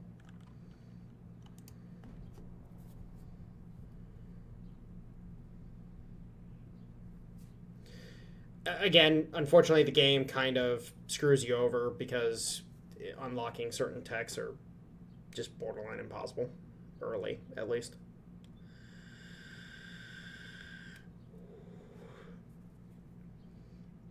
So, during this time period, again, the Japanese, they're very invested in the Jean Call system or doctrine. And, you know, again, the whole concept being that lighter forces can take on heavier forces through speed and maneuverability rather than relying on sheer weight of fire. And it like, as a general rule, wasn't a bad concept. The problem with the Jean Call was the fact that it worked for closed seas. So somewhere like the Mediterranean, the Jean Call would actually work quite well. The Black Sea works really well. The Persian Gulf, the Red Sea, the Baltic, the Jean Call actually worked in these areas quite well because these lighter, more speedy forces could come out of port, hit their targets, get back to port, and within the safety of the shore guns before being attacked. But in open sea combat, the larger forces, if they had the room to maneuver, could maneuver and defend themselves against these lighter forces quite easily. So that's where the Jean Call concept kind of falls apart. It's one of the big failings of U.S. Navy doctrine currently is, you know, sometimes the bigger ship is what is required. But the problem is when your bigger ship is, you know, a massive fuck you aircraft carrier, it's also a really, really juicy target. All right, so we got new structural steel, which will help improve our ship, newer ships. The Fujis, you know, they'll benefit later, but I do like seeing these names just because the amount of research that I've done on these ships the past couple weeks, or few weeks, I should say. The past few weeks, I love seeing these names. Like, oh my god, I'm actually doing this series. I'm actually working on this series. It makes me very excited. I'm sorry, but if you're not paying me at least 100% over market, I'm not building it. It's not happening, sir. So these are all of our early 1800 class ships, and we'll continue using these as we can. Like, we're going to probably lose some of them. It's probably going to happen. I'm interested to seeing what the Matsushima does, because in reality, these ships did perform quite well, even though the main guns weren't all that great, because they had decent armor and they had a very respectable secondary battery. They still performed quite well against the Chinese. So it's like, they weren't great, but they weren't bad either. So I'd like to see how they perform. Actually, speaking of, I want to let's do a check on the Chinese. So 86 ships. Oh my god. But it's all heavy cruisers and light cruisers and torpedo boats. So I actually kind of don't have that big of a disadvantage. The problem is I don't have the tonnage yet. And that's the issue, is I don't have the tonnage. And I don't know if I'll have the tonnage with the ships that I'm building right now. So we'll have to see, but I might need to build more ships just from the perspective of I need to be able to invade. So we'll see. Will you guys be mad at me if I build more ships?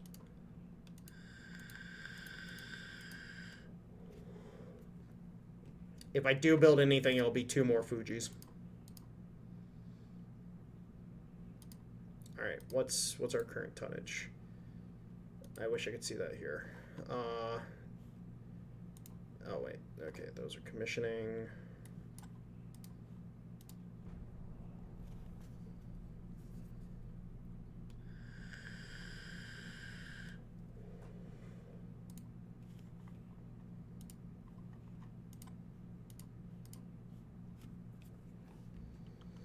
All right.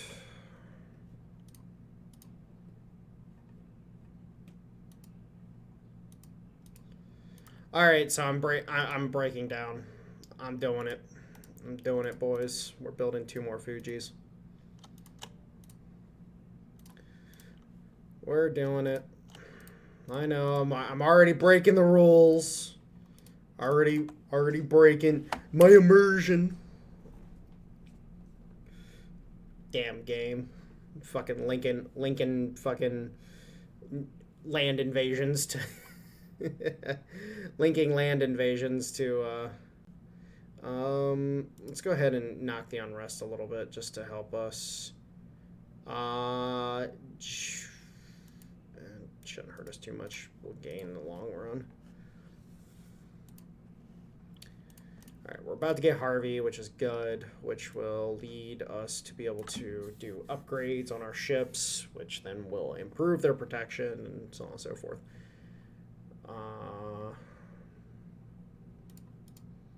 Alright, what's our tonnage looking like? 44,000. So we'll still, even with these ships, we'll still be under, so we kind of have to figure out, we need to figure out something as well to beef it up.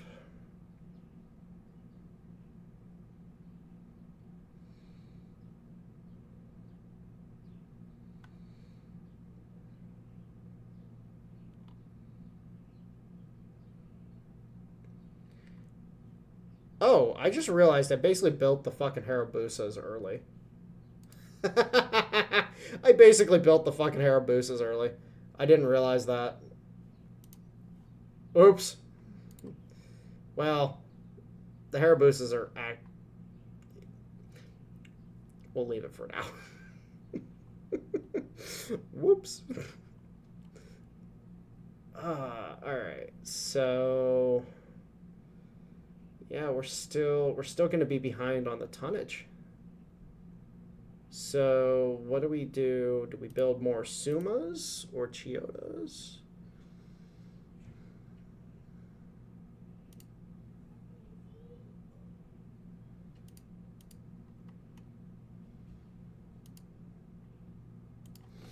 I'm actually kind of confused, or I'm actually kind of like stumped on what to do here, because we're gonna have to build more ships. I wasn't wanting to design the Shikishimas before. Yeah, I want to wait on those. I want to wait on the Shikishimas. I want to wait on the Asashi, the Mikasa. I want to wait on those. So what we're going to do is we're actually going to go ahead and we're going to build more of the light cruisers. So we'll go ahead and queue up. Let's queue up 4 more of the Chiodas.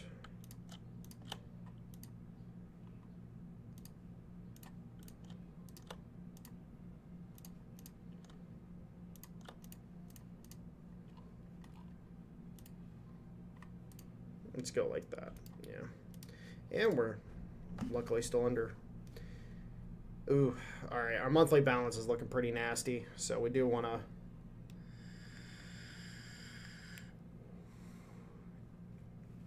We do want to bring that under control. So let's go ahead and bring this down to 50%. All right, we did reach green, so we're doing good there. Let's also start working on. Oh, hey, turret mechanisms is going to research. Let's get back to researching torpedo size as well. Let's do that. I want to really, because this is going to be a very torpedo-centric playthrough, because of how many things fucking have torpedoes in the Japanese Navy. it's going to be very centric around them. So we want to make sure we get bigger torpedoes sooner rather than later. But yeah, we're just waiting for this stuff, and then as we finish up, I think I'm gonna build. Yeah, as soon as these are finished up, we'll build 4 more Suma class as well. I was trying. I honestly speaking, I should have done it where I had a pre-built fleet. I should have done that. I should have done that. That should have been the move with this campaign.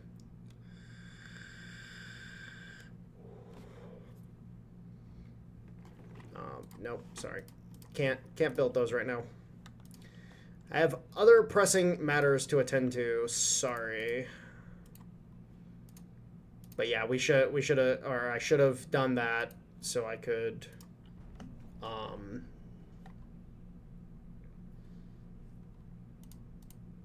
have had the older ships to include with the fleet for the purposes of the attack on Japan, and then we build out the historical ships as we go.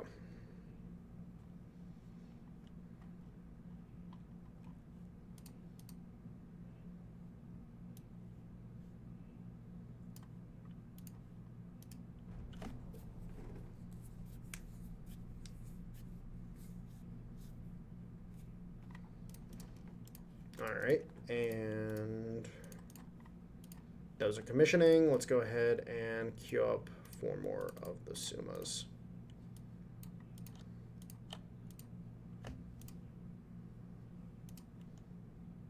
And we'll stick all these bad boys into Sespo.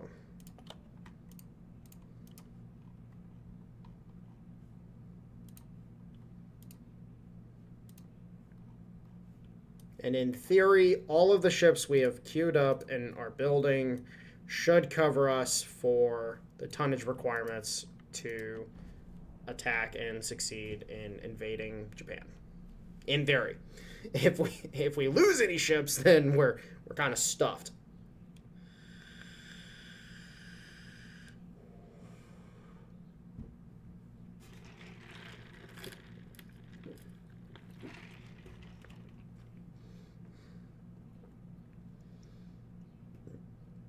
But again, our goals are going to be, hold on,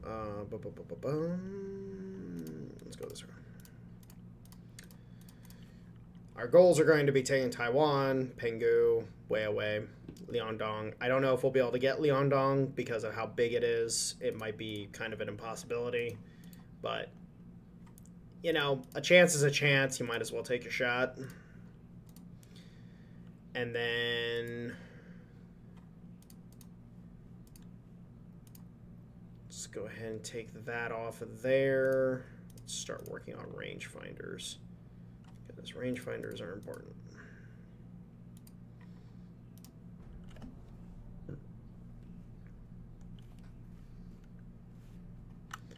And then our naval funds are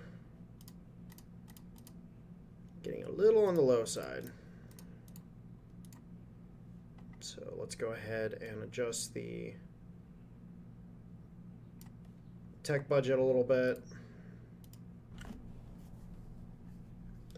And let's just keep pursuing our goal of world domination. No, not really. Asia domination, definitely. The Pacific Rim shall be ours. Okay, so 6 months on those, 7 months on those. So we're making good time. We're making good time. Solid, solid, solid. Still saying 80 with them. Germany, I really don't want to be like antagonistic with, but I also don't want to be friends with them.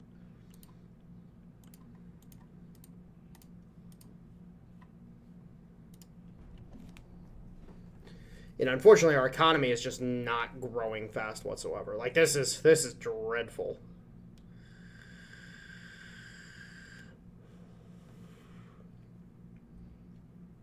Like the lack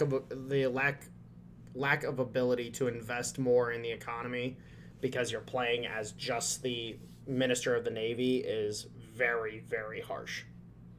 Like, this is probably one of the more challenging simulators, to be honest. I'll go ahead and build those for them.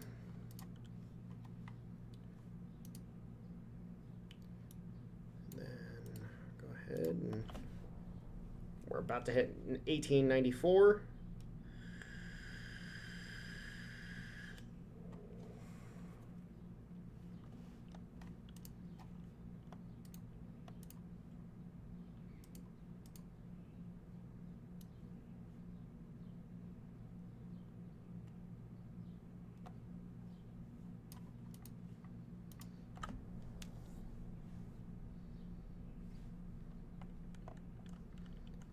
And then with our full fleet,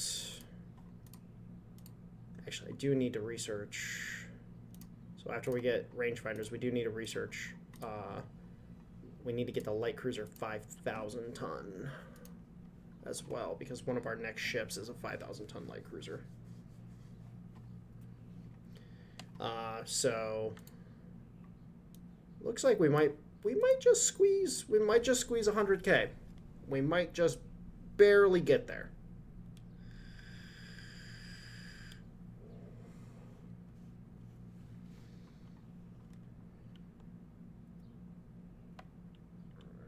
Then we need to go ahead and get our... we'll do it.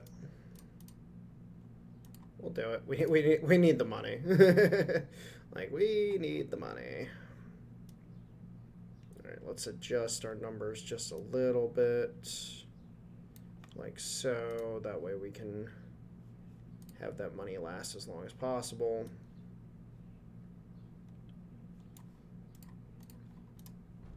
I just love the fact that we actually are like, we're exporting ships. like, wait. This wasn't the Japan of history. But unfortunately, I can't really avoid, like, I would just have them requesting ships all the bloody time. And it's like, well, I can't really avoid it. And I might as well make money off of it. Might as well. All right. And January 1894. So we have officially reached 1894, and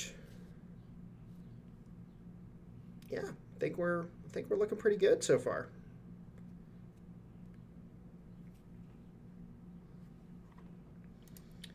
All right, so they have won the election, which means we are still sitting at GDP growth minus 27%. It's not affecting our province income, which is good, but that minus 27% GDP growth is just terrible.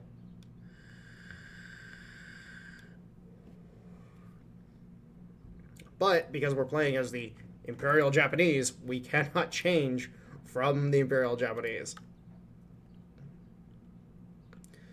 All right, so armor forging, I actually want to get this, so we'll get this knocked out real quick, and then we'll start working on cruiser design. And then those are commissioning. Those are almost finished. And then we will have a 1,000 ton fleet, or a 100,000 ton fleet, which will allow us to invade the Chinese holdings. And again, the reason why we want to do it in the order of Formosa, Pinggu, Weiwei, and then Liangdong is from the perspective of the Chinese can't challenge us with land attacks on Formosa and Pinggu. Weiwei is generally pretty easy to take, and for some reason the AI tends to not contest it too hard. And then with Liangdong, that's gonna be the pain, because 2 ports, it's going to be very well built up. So. And we're also going to have to draw the Chinese into battle in order to be able to actually fight them properly. or to actually invade them properly, I should say. So we are definitely outside the confines of history, but you know what? I really can't avoid it at this point in time. I really can't. It's like, oh crap. Like, this is a problem. I'm actually tempted to build another Matsushima just because there technically was supposed to be four of them. I'm tempted, but at the same time, it's not really that important. All right. So relations with the Chinese. Ooh, we might actually go to war early.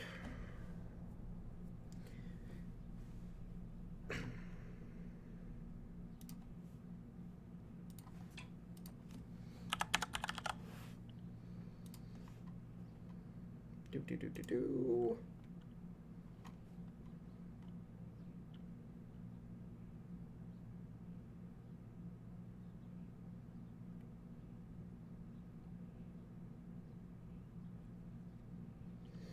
Now, unfortunately, as this historically, again, the Korean Peninsula would be under our control at this point in time. Unfortunately, it's not, so we really can't do anything with this because what the Japanese Navy's goal during the Sino-Japanese War was bring the Chinese fleet, the Bianyang fleet, is that how you say it? Hold on, let me look at how to say that real quick.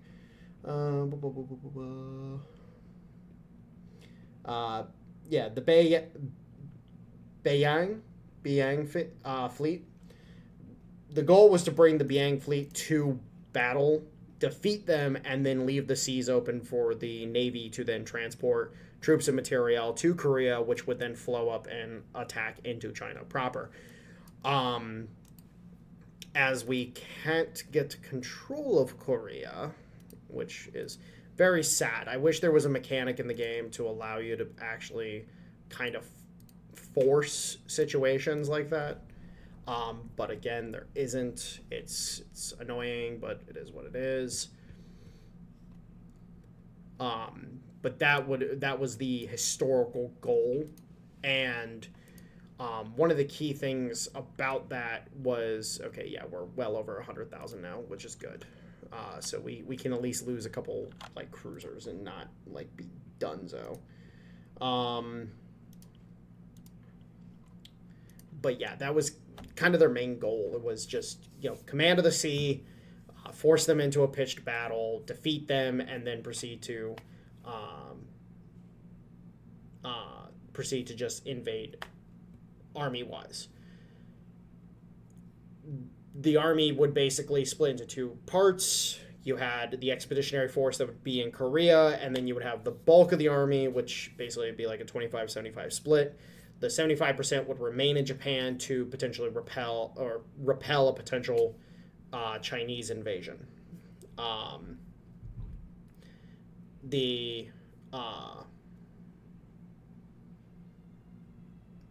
The Chinese would never actually get to try to invade Japan, of course, historically.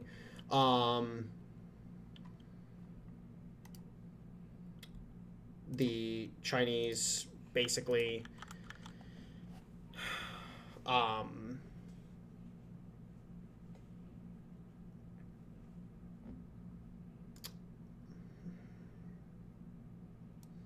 basically the way to put it, and I'm trying to be mindful of the fact that there's a lot of people that find the Sino-Japanese War very contentious in Asia.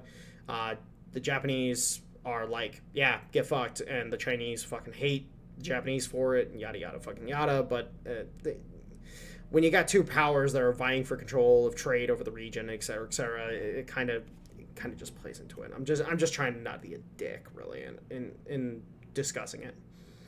But basically, the Chinese were unprepared.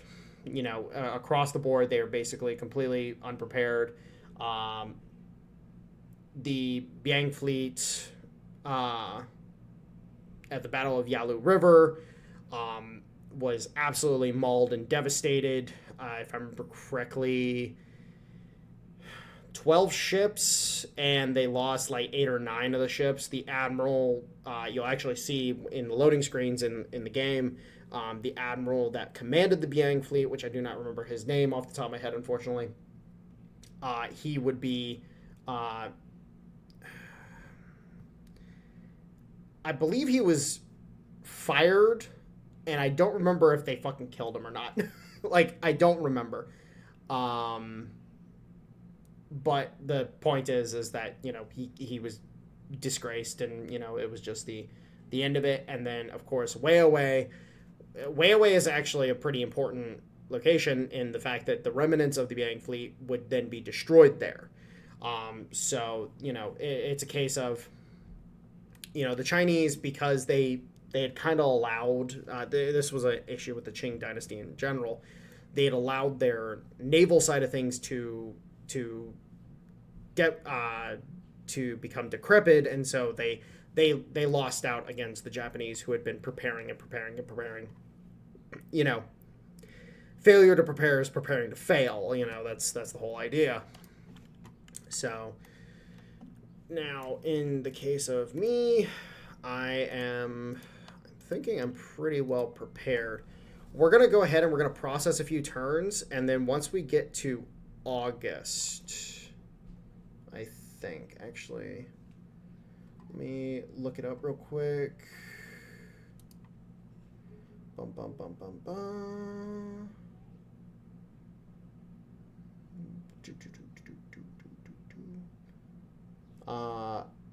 It was, yeah, August. Haha, fuck. It was August of 1894. Holy shit, I kind of called that. Fuck. I was gonna say, oh, hey, I would, see, this is the problem, is I can't keep these dates straight in my head anymore. Like, I just fucking can't, so I have to look them up, because it's like, ah, crap, there's too many dates to keep track of anymore. The more this is a big problem. Just letting you guys know, if you're a historian or history-minded, we all know the pain. There's a reason why we read as many books as we do, because we literally cannot keep all these dates straight. Like, it is physically impossible to keep all these dates straight. So you have to look it up, you have to read it, and it's just like, oh, hey, I knew that, but I didn't realize it subconsciously. Okay, so yeah, August. We are aiming for war in August. So June, July, August. So I'm going to poke the Chinese this month. And if we get into the war, then, well, sorry.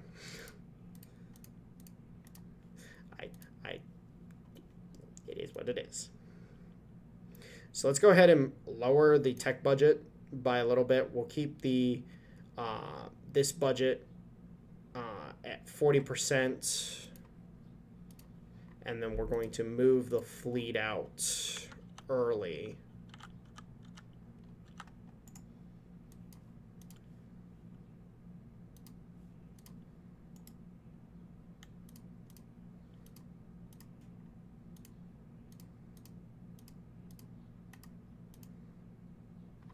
Okay, that's what I thought. Chiyoda, Soma, Chiyoda. This is Soma. Alright, so we'll have these guys together like so. And then you guys will come out like so. Alright, so we're bringing the fleet out early, and then we're going to increase tension.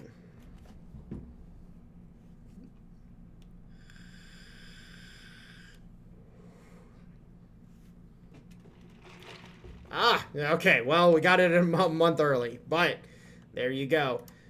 The Sino-Japanese War has officially begun. So, we unfortunately did not get engaged on immediately. I would have loved to have fought a battle real quick with them, but what we can do is we can move down towards here.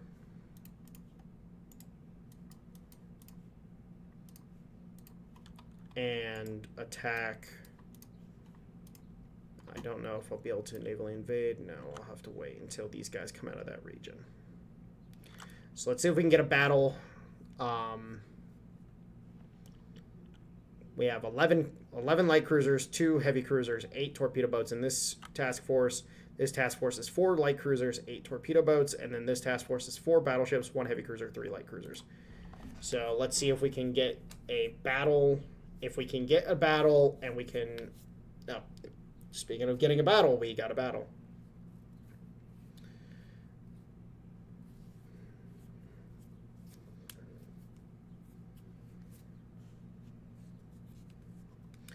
An alliance with the British. Damn it.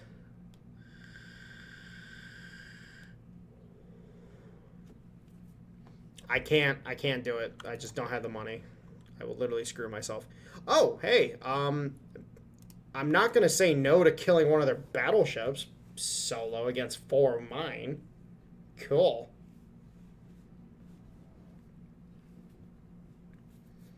Shit, that's a great situation for me. Alright, so we have the Fuji, Issei, Banryu, and Zuikaku.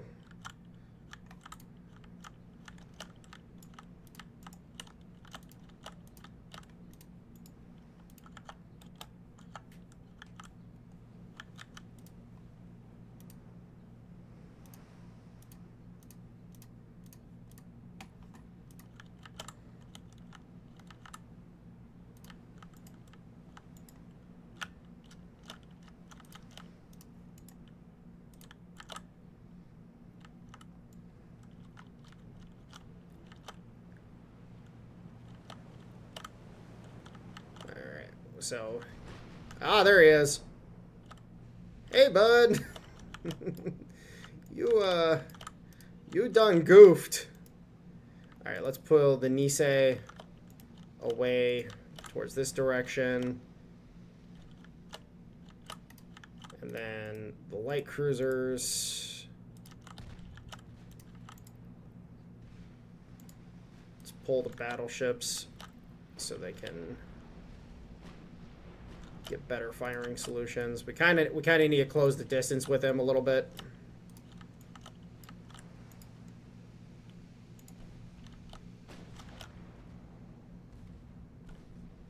And let's have him follow the light cruisers.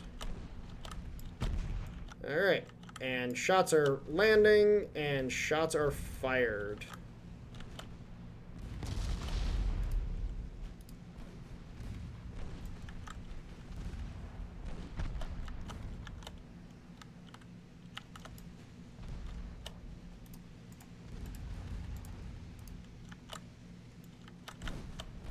Now remember,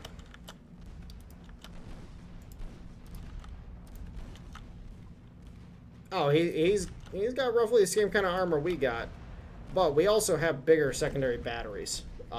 His secondary battery is not nearly as competent as ours. So, and we got bigger guns. We do have bigger guns. He's got 9.3s. We've got 12 inchers. Yeah, he's technically got more, but his effective broadside is the same as ours. So, we're doing pretty good when it comes to overall battleship design. Ooh, penetration. Main tower destroyed. So we just annihilated their command. The secondary tower is destroyed as well. That ship is kind of dead. Because its funnel is destroyed, which completely destroys its speed. That was an HE. That was an HE hit, or yeah, it was a HE shell from the 12-inch over penetrating, detonating on the outside of the ship.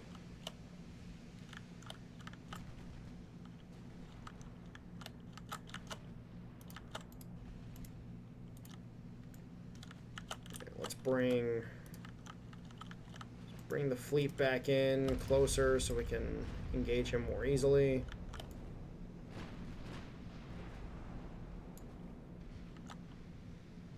But he's good and messed up at this point. Like he's not too long for this world at this point.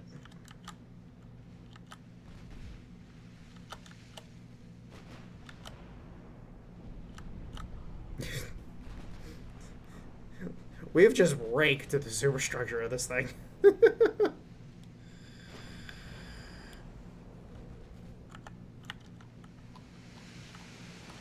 Like, we have absolutely obliterated the super... Oh, okay, he does have another funnel. I didn't notice that one. So he does have another funnel, so he's not completely dead in the water when it comes to his speed. But he's close. He's very close.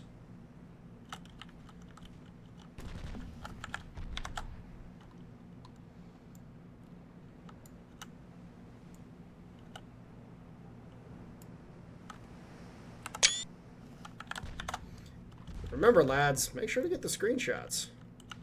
They look good. And, yeah, they just look good.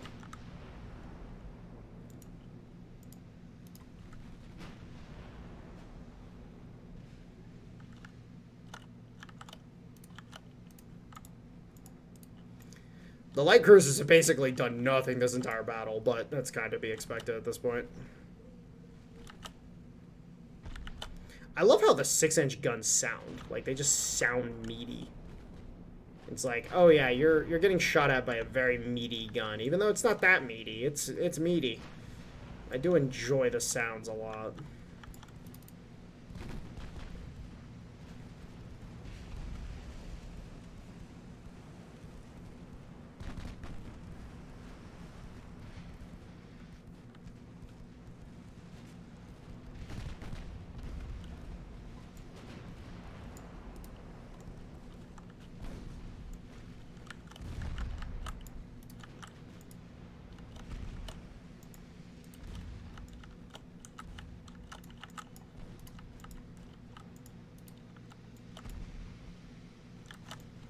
No, you guys are just making a meal out of this.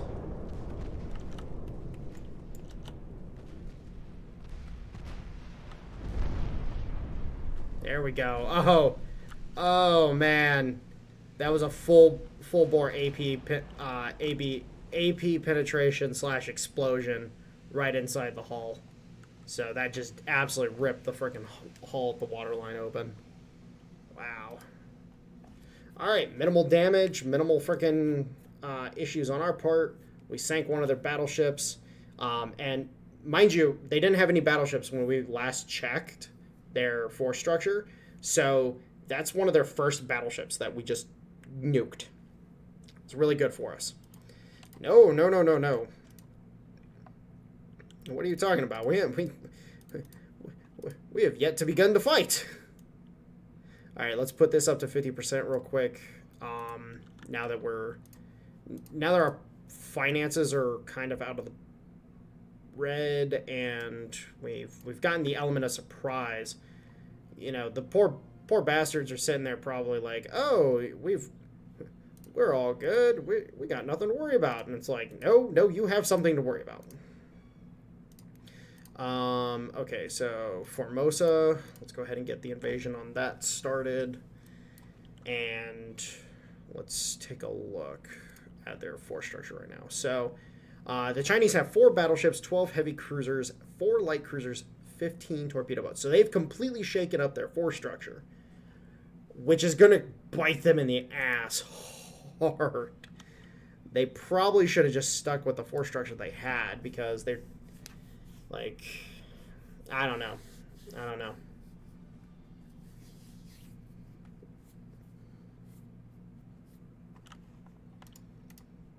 All right. So let's get these guys down here.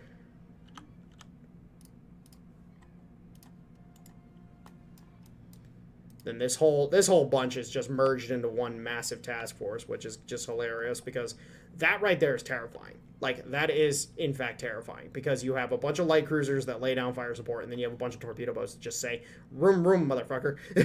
It's like, oh shit. Little bastard's gonna eat my ankles.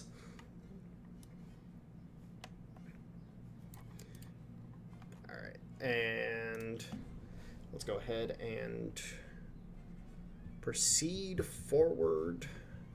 Let's take Formosa, modern-day Taiwan. And we're guaranteed to take it, so we'll go ahead and take it because that is ours now. And then torpedo size, we're 8 months away from 17-inch torpedoes. We need to get to 18-inch in order to meet the standard, or the current standard of torpedoes.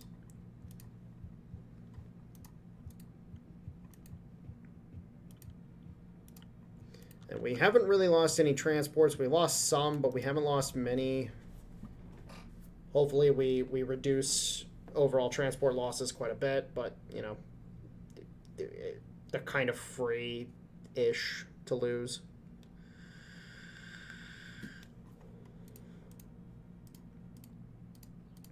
Losing transports isn't as devastating early as it is later.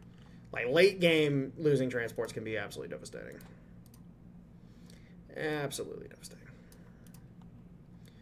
All right, and then go ahead and proceed turn by turn because we just gotta roll turns in order to take the territories. Yes, Columbia, I will continue building U-boats because I like making money. Money, money, money. Dosh here.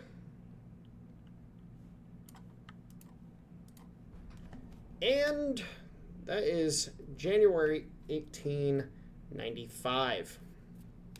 So, at this point in time, you know, we're stuck in. We are, we have the invasion of Taiwan going. We have the goals, you know, Taiwan, Pinggu, Waihue. If we can't take Liaodong, it's fine. Taking Waihue at least will give us a position that we can use in the Yellow Sea. In the case of Taiwan and Pinggu, this just gives us full control over the East Asia area and surrounds East Asia with our forces. And, you know, these three are the goal, the primary goal. And then in the case of Liaodong, it'd be nice to take it, but there's no guarantee. Now, of course, the end of the Sino-Japanese War would come in April of 1895, so there's only 4 months until technically the war is supposed to end. However, it's a case of whatever. But the point is, you know, I think we're going to stop with Waihue. Given the historical issues with Liaodong, with the I believe it was the Russians. I know the Russians. I know the Germans. I can't remember what the third. There was a third nation. They all came in and said, "Hey, you got to give this back to China," and the Japanese were forced to give it back. So, but we'll go ahead and we'll finish this up down here and make it all squeaky clean. I wonder, can I start the invasion of Pinggu? Oh yeah, I can go ahead and start that. So I'll do that right now just so I don't forget next time. But anyways, guys, I'm going to go ahead and tie this video up. I love you all, and I'll see you next time. Bye-bye.